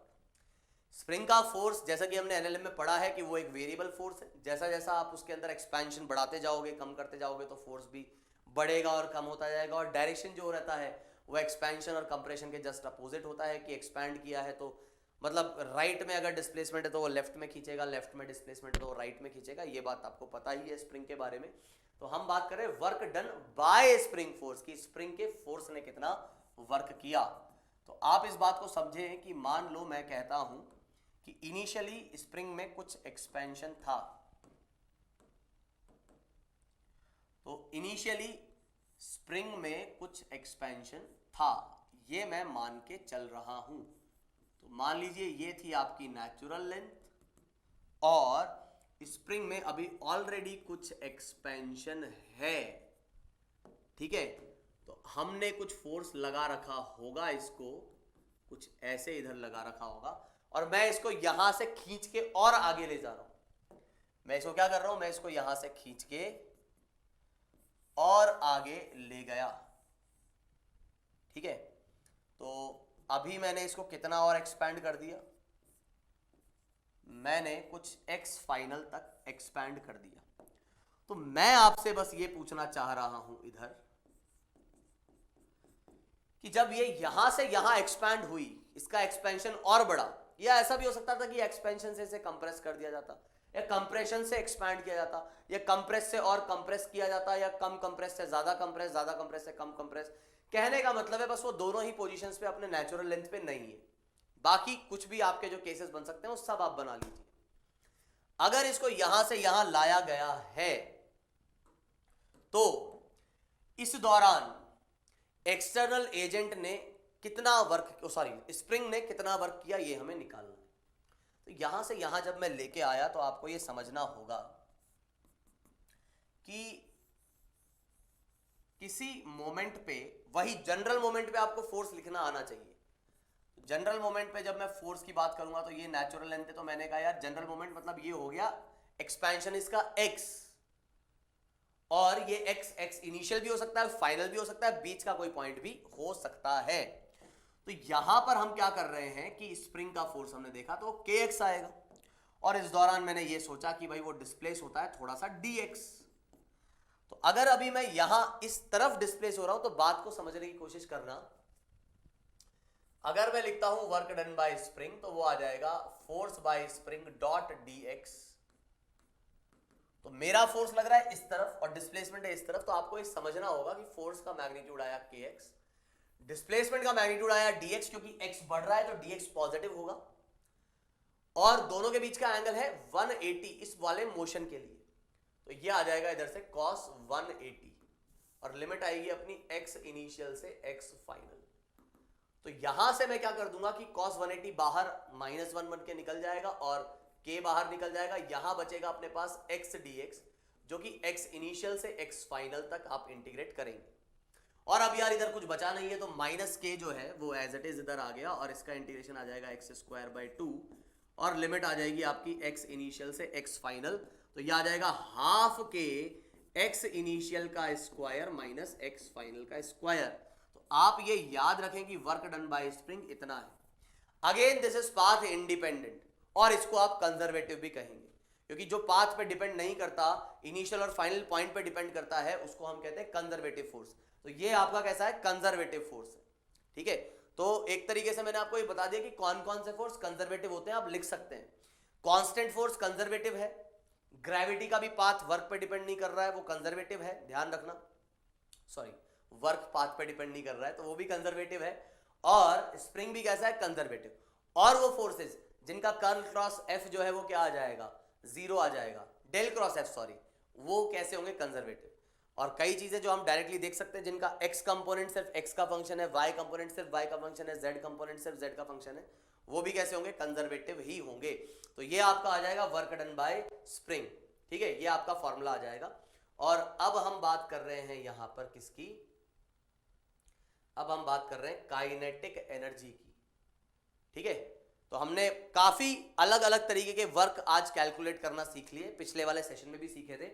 आज मैं work energy theorem just introduce करूंगा और काइनेटिक एनर्जी पहले इंट्रोड्यूस करके फिर वर्क एनर्जी थ्योरम इंट्रोड्यूस करूंगा, और उसके बाद सवाल जो है वर्क एनर्जी थ्योरम पे वो हम कल देखेंगे। तो आज मैं बस इसको डिराइव कराऊंगा, जैसा कि मैंने बोला था कि हम स्टार्ट करेंगे इसे, क्योंकि नहीं तो सेशन फिर बहुत लंबा हो जाएगा। तो काइनेटिक एनर्जी, जैसा कि आप जानते हैं कि यार अगर आप एक पार्टिकल की बात कर रहे हैं, फॉर अ पार्टिकल, तो काइनेटिक एनर्जी मतलब energy due to its motion, चलने की वजह से जो एनर्जी उसमें हमको महसूस होगी, तो वो काइनेटिक एनर्जी जो है कि जो उसके मोशन को एक तरीके से एनर्जी के टर्म्स में मेजर कर रही हो, उसका फॉर्मूला आएगा हाफ mv², जहां पे m है mass of the object. m क्या है आपका, obviously mass of object. v क्या है आपकी, v है velocity of object with respect to observer. जी हाँ, काइनेटिक एनर्जी जो है वो एक रिलेटिव क्वांटिटी है, वेलोसिटी आ गया मतलब रिलेटिव क्वांटिटी। और काइनेटिक एनर्जी क्या है, ऑब्वियसली ये आप हम कह रहे हैं, ये है के से मतलब है kinetic energy of object with respect to observer. अगर आप अर्थ के रेस्पेक्ट में देख रहे हो तो किसी की काइनेटिक एनर्जी आपको अलग लगेगी, किसी और फ्रेम से देख रहे हो तो काइनेटिक एनर्जी अलग लगेगी, तो ये आपको ध्यान रखना है। तो ये रिलेटिव क्वांटिटी है। और अगर आप for a system of particle देख रहे हो, for a system of particle, system of particles, बहुत सारे पार्टिकल्स हैं, उसके बारे में बात कर रहे हो, तो वो सब अलग अलग वेलोसिटी से मूव हो सकते हैं। तो जो काइनेटिक एनर्जी लिखी जाएगी पूरे सिस्टम की, वो आप लिखेंगे half m1v1² half m2v2² half mnvn²। कहने का मतलब अलग अलग पार्टिकल्स की वेलोसिटी अलग अलग हो सकती है, लेकिन आपको यहाँ पे स्केलर ये क्वांटिटी है तो स्केलर तरीके से आप इसको ऐड कर देंगे। एनर्जी और वर्क का यूनिट जो है वो रहता है सेम, तो यहाँ पर कोई लफड़ा नहीं है, आप बिल्कुल बेझिझक यहाँ पर इसको मतलब ये जूल्स में इसकी जो है वो यूनिट होगी। और अभी हम बढ़ते हैं आगे और बात करते हैं एक सवाल की। यहाँ डायग्राम बना हुआ नहीं है, वो मैं बना देता हूँ। ठीक है, तो सवाल ये कह रहा है कि what is the kinetic energy of the rod for the given case. अब वो गिवन केस क्या है, तो गिवन केस ये है कि ये रॉड आपको दी गई है और इस पॉइंट के अबाउट ये फिक्स्ड है और ये ऐसा घूम रही है। इस रॉड का जो मास है वो है m, इसका लेंथ है l और इसकी जो वेलोसिटी है एंड पॉइंट की वो है v। अब जितने भी लोगों ने सर्कुलर पढ़ा है और साथ ही साथ आरबीडी पढ़ा है, रिजिड बॉडी डायनेमिक्स पढ़ा है, वो लोग तो एक ही झटके में इसका आंसर बता देंगे, तो वो लोग इस वाले सवाल को स्किप मारिए, है ना, वो तो उनको कोई दिक्कत ही नहीं है, वो सीधे सीधे बता देंगे हाफ आई ओमेगा स्क्वायर। लेकिन जो लोग, क्योंकि ये वीडियो यूट्यूब पे पड़ा है तो यार हमेशा कोई ना कोई आके देखेगा, हो सकता है जो स्टार्टिंग से फॉलो करता आ रहा हो और उसको अगर ओमेगा का कंसेप्ट नहीं पता है, एंगुलर वेलोसिटी का कंसेप्ट नहीं पता है, आरबीडी का कंसेप्ट नहीं पता है, तो वो यहाँ पे कुछ नहीं कह पाएगा, है ना, कि जैसे जिन्होंने पढ़ा हुआ है वो कह देंगे अरे sir half I omega square kinetic energy हो जाएगी, और जिन्होंने नहीं पढ़ा हुआ वो जस्ट भूल जाए कि मैंने क्या कहा अभी, आप बस इस पे नजर डालें। तो ये सवाल उनके लिए जिन्होंने ना, जिनको एंगुलर वेलोसिटी का आइडिया है और ना ही जिन्हें मोमेंट ऑफ इनर्शिया का कोई आइडिया है। अगर आपको आइडिया है तो आप आगे बढ़ जाओ, आगे मतलब इसको सॉल्व मत करो, है ना। या फिर वो बच्चे भी सॉल्व कर सकते हैं जो कि जिनको एंगुलर वेलोसिटी का आइडिया है लेकिन मोमेंट ऑफ इनर्शिया का आइडिया नहीं है, वो प्लीज सॉल्व करें। लेकिन जिसको भी moment of inertia half I omega square वाला फॉर्मूला पता है वो ना करें। तो सर ये क्यों करवा रहे हो यार, जब हमको आगे पता लग जाएगा तो हम बड़े आसानी से कर देंगे। बात ये नहीं है कि आपसे ये सवाल आप किस तरीके से करते हो। एवरी मेथड हर मेथड अपने आप में एक सॉल्यूशन, या आप ऐसे बोल सकते हो अपने आप में एक सवाल है जो आपके दिमाग में काफी चीजें, आपके दिमाग को काफी चीजें सिखा के जाएगा, ठीक है। तो ये मेथड भी सीखना मतलब जरूरी तो नहीं है, लेकिन बात समझो आप कि जो बच्चा पहली बार पढ़ रहा है मतलब उसके लिए तो ये होना चाहिए, तो मैंने ये बता दिया, चलो ठीक है। अब बात क्या है, बात यह है कि यार ये पॉइंट फिक्स्ड है और वो वी से मूव कर रहा है, तो आपको ये बात समझ में आनी चाहिए कि हर पॉइंट जो है ना वो वी से मूव नहीं कर रहा होगा। ये आपको बात समझ में आनी चाहिए कि हर पॉइंट जो है वो वी से मूव नहीं कर रहा होगा। तुम बोलोगे सर मतलब समझे नहीं, हर पॉइंट वी से मूव नहीं कर रहा होगा से क्या मतलब है। मैंने कहा भाई सिंपल सी बात इतनी है कि मैं ये कह रहा हूं कि अगर ये v से मूव नहीं कर रहा होगा हर पॉइंट से, मतलब कि ये पॉइंट देखो इसकी वेलोसिटी अगर v है तो ये इतना डिस्प्लेस हुआ, या इसने इतनी डिस्टेंस चली, इसने इतनी डिस्टेंस चली, इतने इतनी चली, तो जैसे जैसे आप सेंटर के नजदीक आते जा रहे हो, सॉरी हिंज के नजदीक आते जा रहे हो, डिस्प्लेसमेंट आपका कम होता जा रहा है। तो ये वाले पॉइंट ने सेम टाइम में इतना चला और ये वाला पॉइंट चला ही नहीं, और जैसे जैसे आप दूर जा रहे हो तो सबकी डिस्टेंस सेम टाइम में अलग अलग है, तो सबसे फास्ट वेलोसिटी जो है वो इसकी है। तो आपको ये समझना होगा कि अगर इसकी वेलोसिटी v है तो हर की वेलोसिटी v नहीं है, तो कैसे निकालेंगे फिर वेलोसिटी। तो यार हम सीधी सीधी बात कर लेते हैं, जैसे कि मान लो मैं किसी x पार्टिकल, x वाले पॉइंट पे जो पार्टिकल है इसकी वेलोसिटी मैं निकालना चाहता हूं कि कितनी होगी। तो हम क्या करें, हमें देख लेते कि दोनों के डिस्प्लेसमेंट में क्या रिलेशन है। वो कैसे देखेंगे, ये उनके लिए बताया जा रहा है जिनको ओमेगा का कोई कंसेप्ट पता नहीं है। तो ये थीटा चला, ये रॉड मान लो थीटा डिस्प्लेस हुई, तो अगर ये रॉड थीटा डिस्प्लेस होती है तो ये पार्टिकल कितना डिस्प्लेस हुआ होगा, ये डिस्प्लेस हुआ होगा x into theta, R theta. तो ये वाला पार्टिकल चला होगा x थीटा, ये वाला पार्टिकल कितना चला होगा, ये चला होगा l थीटा, है ना। और अच्छा ये इक्वल को लिख दिया मैंने, तो ये पार्टिकल चला होगा x थीटा और ये चला होगा कितना l थीटा। और डिस्प्लेसमेंट या डिस्टेंस अपॉन टाइम आपका होता है स्पीड, ऑब्वियसली कांस्टेंट स्पीड से चल रहे हैं तो डिस्टेंस अपॉन टाइम। तो ये जो है आपकी आ रही है वो vx, इसका डिस्प्लेसमेंट अपॉन टाइम, और ये आ रहा है आपके पास कितना v। तो आपको साफ साफ पता लग जाएगा कि यहां से vx और v में क्या रिलेशन है। आप क्या करें, बस दोनों को डिवाइड कर दें। तो आप जैसे ही दोनों को डिवाइड करेंगे तो आपको सीधे सीधे रिलेशन यहां से, ओहो ये मिल गया, जो ओमेगा से भी आप लोग निकाल पाएंगे। तो आपका वेलोसिटी जो है वो ये आ गया, मतलब आपको दिख रहा है कि अलग अलग x के लिए वेलोसिटी जो है पार्टिकल की वो अलग अलग है, स्पीड जो है वो पार्टिकल की अलग अलग है। ये मैंने क्यों कहा, क्योंकि काइनेटिक एनर्जी अगर आप लिख रहे हो तो अलग अलग पार्टिकल की स्पीड अगर अलग अलग होगी तो उससे क्या होगा, उससे ये होगा कि आपको अलग अलग ऐड करना पड़ेगा। तो ये पार्टिकल को मैंने कहा मान लो इसकी जो लेंथ है इसको मैं ऐसा करता हूं वापस अलग से बना देता हूं जिससे कि आपको थोड़ा सा क्लियरली समझ में आए। तो बस मैं ये कहना चाह रहा हूं कि आप इस रॉड को ये मान के चलिए कि बहुत अलग अलग पार्टिकल से मिलके बनी है। इसका मास dm है, इसकी वेलोसिटी v है, जो मैंने कितनी कही वो कही vx/l, जहां पे v जो है वो इसकी वेलोसिटी है। तो ऐसा करते हैं इसको v0 ले लेते हैं जिससे कि ना कांस्टेंट की जैसा अपने को दिखे। नहीं होगा क्या ना कि आप लोग कंफ्यूज होते रहेंगे, इसको वेरिएबल समझ लेंगे, तो v0 बोल देते हैं। तो इसकी वेलोसिटी कितनी हो गई v not x by L. तो x की वैल्यू जब l है तो उसकी वेलोसिटी v नॉट, और x की वैल्यू जब 0 है तो उसकी वेलोसिटी 0। अब इसकी काइनेटिक एनर्जी आप कितनी कहेंगे, इसकी काइनेटिक एनर्जी आप कहेंगे हाफ dm और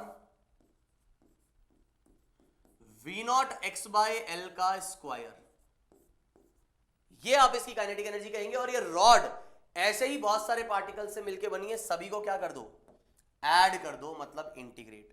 तो आपको यहां से जो है काइनेटिक एनर्जी जो है पूरी रॉड की निकालने के लिए आपको सीधे सीधे क्या करना पड़ेगा, आपको ये इंटीग्रेट करना पड़ेगा। तो ये v नॉट का स्क्वायर, x का स्क्वायर, l का स्क्वायर, dm की वैल्यू आ जाएगी m by L into D x.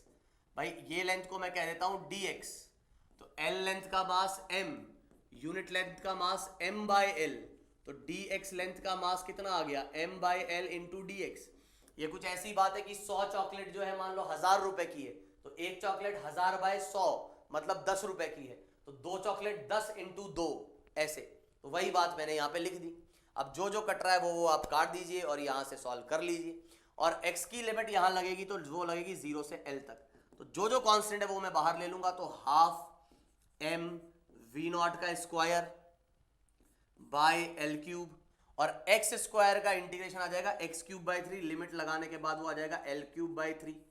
तो l क्यूब से l क्यूब कट गया, तो यह आंसर आएगा 1 by 6 m v not square. तो यहां जो काइनेटिक एनर्जी का फॉर्मूला आएगा या रिजल्ट आएगा वो आएगा 1 by 6 m v not square. उम्मीद है अगर मैंने कोई कैलकुलेशन एरर वैसे तो नहीं करी है, तो यहां पर यही आंसर इसका आ जाएगा। तो इस तरीके से आप काइनेटिक एनर्जी, अब ऑब्वियसली ऐसा नहीं कि ये चीज आपको एग्जाम में मदद करेगी काइनेटिक एनर्जी कैलकुलेट करने के लिए, जी नहीं, बिल्कुल भी नहीं, है ना। ये जस्ट आपको एक आइडिया दिया है, रोटेशन में हम अलग ही कंसेप्ट पढ़ेंगे, उसी से हम निकाला करेंगे। जस्ट आपको एक आइडिया, एक अप्रोच दी है इंटीग्रेशन को समझने की, ठीक है। चलिए तो आगे बढ़ते हैं और बात करते हैं अभी हम वर्क एनर्जी थ्योरम की। वर्क एनर्जी थ्योरम आपको क्या कहती है? वर्क एनर्जी थ्योरम आपको सीधी सी बात ये बोलती है कि भैया net work done is equals to change in kinetic energy, बस। और ये सबसे ज्यादा इंपॉर्टेंट इक्वेशन है इस चैप्टर की, या मैकेनिक्स की मैं बोलूं तो, पूरे मैकेनिक्स की, नॉट इस चैप्टर की, पूरे मैकेनिक्स की। बस दो चीजें हैं इसमें, net work done is equals to change in kinetic energy. ये कहना ही चाहती कि यार अगर कोई चीज किसी पे वर्क कर रही है तो उसकी काइनेटिक एनर्जी बढ़ेगी। जैसे तुम अगर धक्का लगा रहे हो, उसके मोशन को सपोर्ट कर रहे हो, तो तुम पॉजिटिव वर्क कर रहे हो तो उसकी काइनेटिक एनर्जी बढ़ेगी। तुम धक्का लगा रहे हो और उसके मोशन को अपोज कर रहे हो, मतलब वो इधर आ रहा है, तुम वर्क इधर कर रहे हो, तो तुम नेगेटिव वर्क कर रहे हो तो वो रुकेगा, मतलब उसकी काइनेटिक एनर्जी कम होगी। तो तुम जितना वर्क करोगे उतनी ही काइनेटिक एनर्जी उसकी बढ़ जाएगी। तुम अगर वर्क पॉजिटिव करोगे तो काइनेटिक एनर्जी बढ़ेगी, तुमने अगर वर्क किया नेगेटिव तो काइनेटिक एनर्जी कम होगी। और अगर तुम कुछ वर्क कर ही नहीं रहे हो तो काइनेटिक एनर्जी में कोई चेंज नहीं होगा। और इसमें सारे के सारे वर्क आ जाएंगे, कंजर्वेटिव, नॉन कंजर्वेटिव, सब की सब, मतलब इंटरनल एक्सटर्नल जो भी वर्क होंगे वो सब इसमें इंक्लूडेड होंगे, सारे के सारे। Work done by external force, work done by internal force, सब कुछ यहां पर इंक्लूडेड होगा। और यहां हम क्या कहने जा रहे हैं, यहां पर आपको ये बात ध्यान रखनी है कि ये वर्क एनर्जी थ्योरम है, it is valid in every case, means it is valid for particle, आप एक पार्टिकल पे लगाओ, और फॉर द कंप्लीट सिस्टम, पूरे सिस्टम पे लगाओ, आधे सिस्टम पे लगाओ, या फिर आप जो है इनर्शियल फ्रेम में लगाओ, valid in inertial as well as non-inertial frame।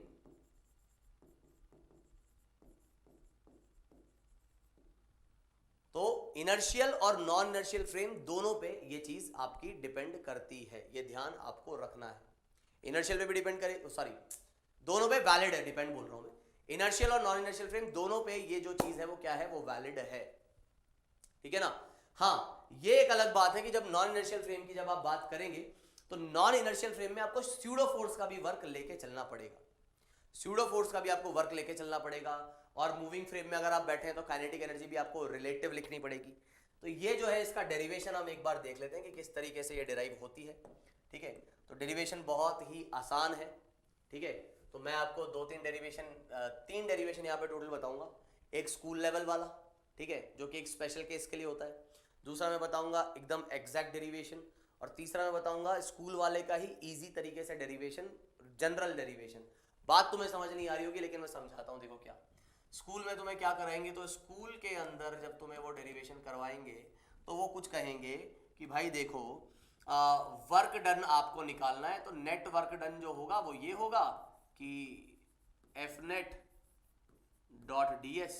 ठीक है, तो चालाक टीचर होगा वो क्या करेगा, वो इधर है ना F net dot D S लिखेगा ही नहीं, वो तुम्हें सीधे यहां पर क्या बोल देंगे, मतलब स्कूल में वो एफ डी एस लिख देंगे।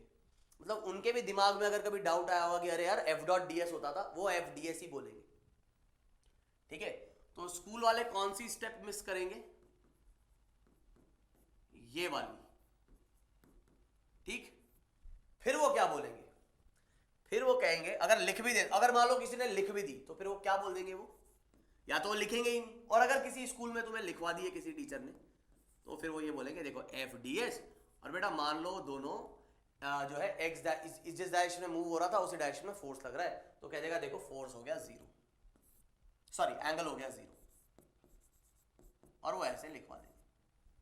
ठीक है, और फिर वो बोलेंगे कि देखो फोर्स होता है आपके पास मास इनटू एक्सेलरेशन, और ये आपके पास है ds, और मास एक्सेलरेशन को बोल देंगे देखो एक्सेलरेशन आपको एक और फॉर्मूला बताया है v dv by ds, बताया है कि नहीं बताया है।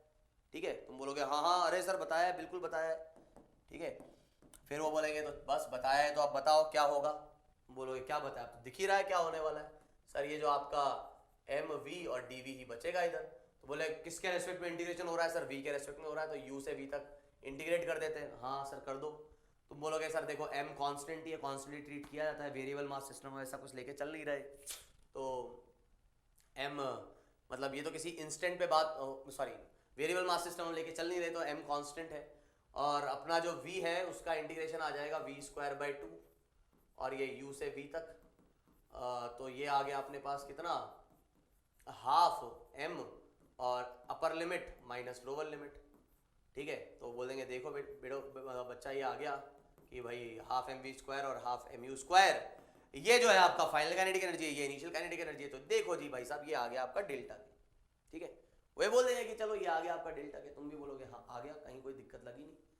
फिर कोई जो दिमाग वाला बंदा होगा वो बोलेगा सर अगर ये कॉस थीटा जो है एंगल अगर जीरो नहीं होता तो क्या ये नहीं आता क्या, है ना, तो सर ये रिजल्ट क्या सिर्फ एंगल जीरो है तभी वैलिड है क्या, तो फिर वो क्या बोलेंगे, अगर तुमने ऐसा पूछ लिया, अगर किसी ने ऐसा करवा दिया तो बोलेंगे नहीं नहीं नहीं ये रिजल्ट वहां भी वैलिड है जब कॉस थीटा नॉन जीरो है ना, लेकिन वो जो है ना मतलब कुछ ऐसा ही हो जाता है, रिजल्ट यही रहता है ना, ऐसा मतलब कुछ ना कुछ तुम्हें गोली दे दी जाएगी, और तुम अगर ज्यादा सवाल पूछोगे तो तुम्हें फिर डांट डपट के चुपचाप करवा दिया जाएगा, जिससे कि तुम और सवाल नहीं पूछो।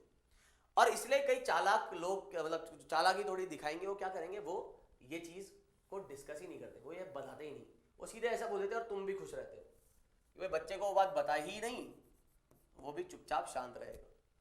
थोड़े से और चतुर लोग जो होते हैं वो क्या करते हैं, वो कह देते हैं कि अरे अरे देखो ये जो है ना ds की जगह फोर्स क्या होता है, मान लो मोशन x डायरेक्शन में, तुम बोलोगे एफ डी एक्स होता है ना, हाँ तो ये dx ये dx सारा टंटा ही खत्म, और स्मार्ट निकले। अब तुम करो क्या बोलोगे, भाई जब फोर्स ही एक्स डायरेक्शन में लग रहा है, डिस्प्लेसमेंट भी एक्स डायरेक्शन में है, तो भाई कट ही गया वो सब कुछ, आपका यही बनेगा, तो पूरा मामला ही सेट हो गया, कोई दिक्कत ही नहीं है ना।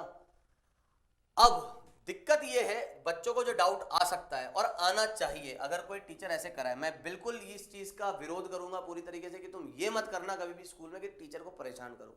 देखो यार उनको जो पता है वो उसके हिसाब से अपनी पूरी मेहनत करते हैं, है ना, ऐसे मुझको जितना पता है मैं अपनी तरफ से पूरी मेहनत करता हूँ, मतलब ऐसा कुछ नहीं है, मैं ये नहीं कह रहा कि मुझे ज्यादा ज्ञान है या किसी को कम ज्ञान है ना, या मुझसे ज्यादा ज्ञान किसी को नहीं, ऑब्वियसली मुझे कुछ फिजिक्स नहीं आती है ना, ये एकदम रियलिटी की बात है ना, 11वीं 12वीं की फिजिक्स कोई फिजिक्स है क्या, इस पे क्या घमंड करना, है ना, कुछ फिजिक्स नहीं आती है, और जितना 11th 12th का है उसका थोड़ा बहुत है ना, मुझसे भी पता नहीं कितने बड़े बड़े टीचर्स आप लोगों ने आप उनसे पढ़े होंगे है ना, और बहुत बड़े बड़े टीचर्स हैं, ठीक है।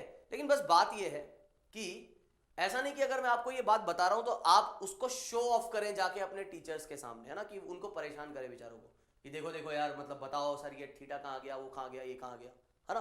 तो प्लीज ये मत करना आप, ठीक है। और अगर आप कर भी दोगे ना तो आपका ही नुकसान हो जाएगा, क्योंकि स्कूल के अंदर मार्क्स उन्हीं के हाथ में है, ठीक है। तो फिर आपकी बैंड बच सकती है, तो खुद के भले के लिए कम से कम पंगा मत लेना। खैर अब सुनो, वो पंगा क्या लिया जा सकता है, वो ये पंगा लिया जा सकता है कि भाई वर्क डन में कोई कहेगा कि सर अगर मान लो, मैं तो कहता हूं कि भाई कोई एंगल था तो आप यही लिखोगे कि एफ डॉट डी एस, और फिर आप बोलेंगे कि F D s cos theta, फिर आप बोलेंगे कि इसको एम ए, और फिर आप बोलेंगे इधर से क्या, ए को V D V by D S, और फिर आप बोलेंगे कि एम वी डी वी, फिर क्या बोलेंगे आप, एम वी डी वी, और इधर आ जाएगा ये कॉस थीटा, और लिमिट आप लगा देंगे यू से वी की। तो ये एक्स्ट्रा जो कॉस थीटा आ रहा है इसका क्या करोगे, इसका क्या करोगे सर। अब यहां पर एक एरर है इस तरीके से करने में। वो एरर क्या है दोस्तों, वो एरर ये है कि आप जो यहां पे ये ए को V D V by D S लिख रहे हो, ये पूरी तरीके से गलत है। ये ए जो है वो है नेट एक्सेलरेशन, और V D V by D S जो है वो नेट एक्सेलरेशन नहीं होता।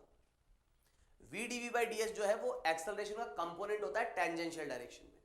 इसको मैं समझाता हूं, ये बात आपको सर्कल पढ़ने के बाद और ढंग से समझ में आएगी। जैसे कि ये पाथ है, ये पाथ है, तो मैंने कहा कि मान लो आपका जो नेट एक्सेलरेशन है वो कुछ ऐसा आ रहा है इस डायरेक्शन में, ठीक है। तो एक कंपोनेंट आ रहा है आपके एक्सेलरेशन का इस तरफ, जिसको मैं कह रहा हूं ए कॉस थीटा, और एक आ रहा है इस तरफ जिसको हम कहते हैं ए साइन थीटा।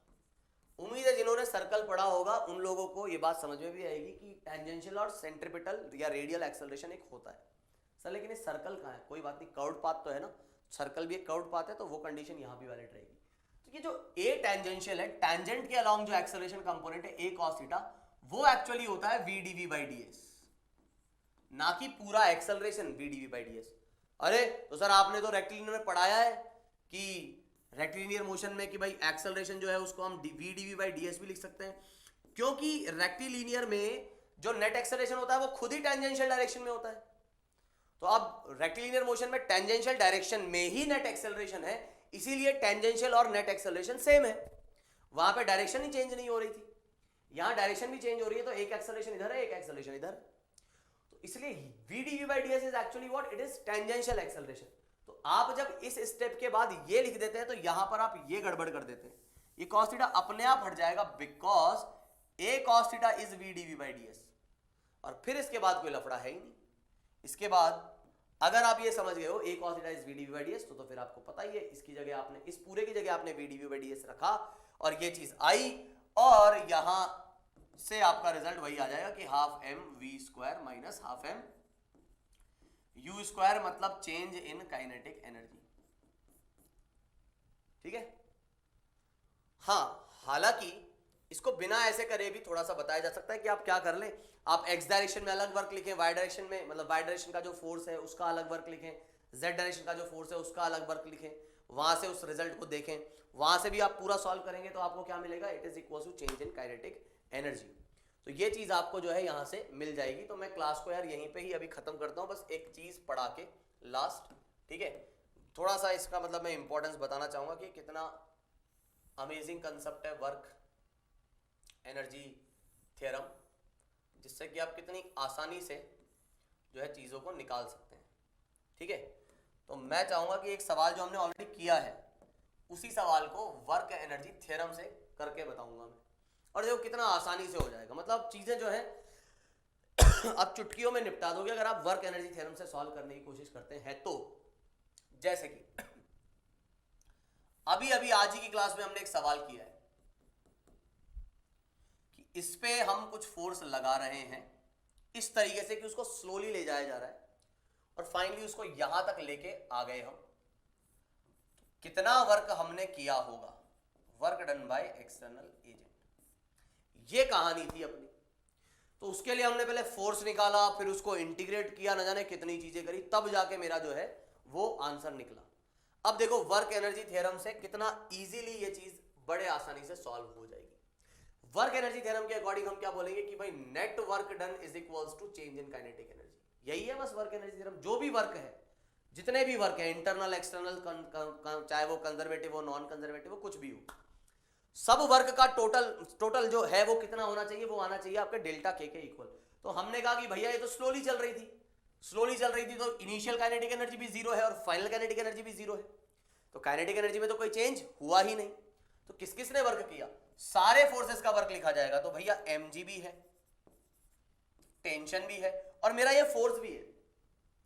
तो work done by this external force, इसको मैं एक्सटर्नल एजेंट या चलो एफ एक्सटर्नल कह देता हूं, वर्क डन बाय ग्रेविटी और वर्क डन बाय टेंशन। अब आपको ये ध्यान रखना है कि जब आप इसको डिस्प्लेस करवा रहे हो, उस दौरान टेंशन का वर्क जो होगा वो आएगा जीरो। क्यों आएगा जीरो? क्योंकि टेंशन और डिस्प्लेसमेंट के बीच में जो एंगल है वो है 90 डिग्री। हमेशा टेंशन जो है वो हमेशा सेंटर की तरफ, ये एक सर्कुलर पाथ में चल रहा है, टेंशन हमेशा सेंटर की तरफ लग रहा है और डिस्प्लेसमेंट हमेशा टैंजेंट के अलॉन्ग है। तो ये रेडियस के अलॉन्ग है, टैंजेंट के अलॉन्ग है, तो एंगल 90 होगा। और इस वजह से because force is always perpendicular to direction displacement, इसी वजह से वो क्या आ जाएगा आपके पास, जीरो। और एफ एक्सटर्नल, इसका जो वर्क आ रहा है, ये जो वर्क होगा, ये वर्क मुझे नहीं पता। और ग्रेविटी का वर्क तो मुझे पता है भाई साहब, बस मुझे ये देखना होता है कि वो कितना नीचे गया या कितना ऊपर गया। तो ये अपने पास L और ये थीटा, तो आपको ये समझना होगा कि इसको हम कह देंगे क्या, L cos थीटा नॉट। इसको ये अगर L है, ये थीटा है, तो ये L cos थीटा नॉट कितना ऊपर गया, L minus L cos theta naught. तो ऊपर गया इसलिए प्लस आएगा ग्रेविटी का वर्क, तो mg और L minus L cos theta naught. Sorry उल्टा बोल दिया मैंने, ऊपर गया तो ग्रेविटी का वर्क नेगेटिव आएगा। तो ये, और लो साहब, बिना किसी फोर्स के कैलकुलेशन के उसी फोर्स का वर्क निकाल के आपको दे रही है वर्क एनर्जी थ्योरम। और क्या चाहते हो कि जिस फोर्स ने वर्क किया उसी फोर्स को नहीं निकाला। उधर तो हमने क्या किया था, पहले फोर्स निकाला था, फिर उसको इंटीग्रेट किया था, यहां बिना किसी चीज के ये काम हो गया। तो ऐसे कई बार वर्क एनर्जी थ्योरम बहुत मदद करती है हमारी सवाल को बड़े ही आसानी से सॉल्व करने के लिए। ठीक है, तो आज की क्लास में बस हम इतना ही देखेंगे, बाकी की कहानी जो है हम देखेंगे इन द नेक्स्ट क्लास। आज के लिए बस इतना ही, that's it for today session. अगली क्लास में हम वर्क एनर्जी थ्योरम पे कुछ सवाल करेंगे, और एक इंपॉर्टेंट कॉन्सेप्ट है जिसपे थोड़े से मैं बात करूंगा, जिसमें work done by internal forces और वर्क के फ्रेम डिपेंडेंस और फ्रेम इंडिपेंडेंसी पर हम बात करेंगे कि वर्क फ्रेम डिपेंडेंट होता है कौन सा और कौन सा नहीं होता है। ठीक है, और फिर उसके बाद जो है शायद मुश्किल से अभी 3 लेक्चर और लगेंगे और ये चैप्टर जो है हम खत्म कर देंगे। ठीक है, तो 3 लेक्चर में जो है ये चैप्टर को हम शांत कर देंगे, क्योंकि अभी अपने पास वर्क एनर्जी थ्योरम, उसके बाद एनर्जी कंजर्वेशन और फिर पावर बचेगा। ठीक है, और एक रिलेशन बिटवीन पोटेंशियल एनर्जी। हाँ, तो कोशिश करेंगे 3 लेक्चर्स के अंदर ये जो चीज़ है निपट जाए। ठीक है, और उसके बाद जो है फिर हम पढ़ेंगे क्या, सर्कुलर मोशन। तो आज के लिए बस इतना ही, that's it for today session. बाकी हम मिलते हैं इन द नेक्स्ट क्लास, तब तक के लिए बाय, टेक केयर एंड जय हिंद। ओके, सो बाय गाइस।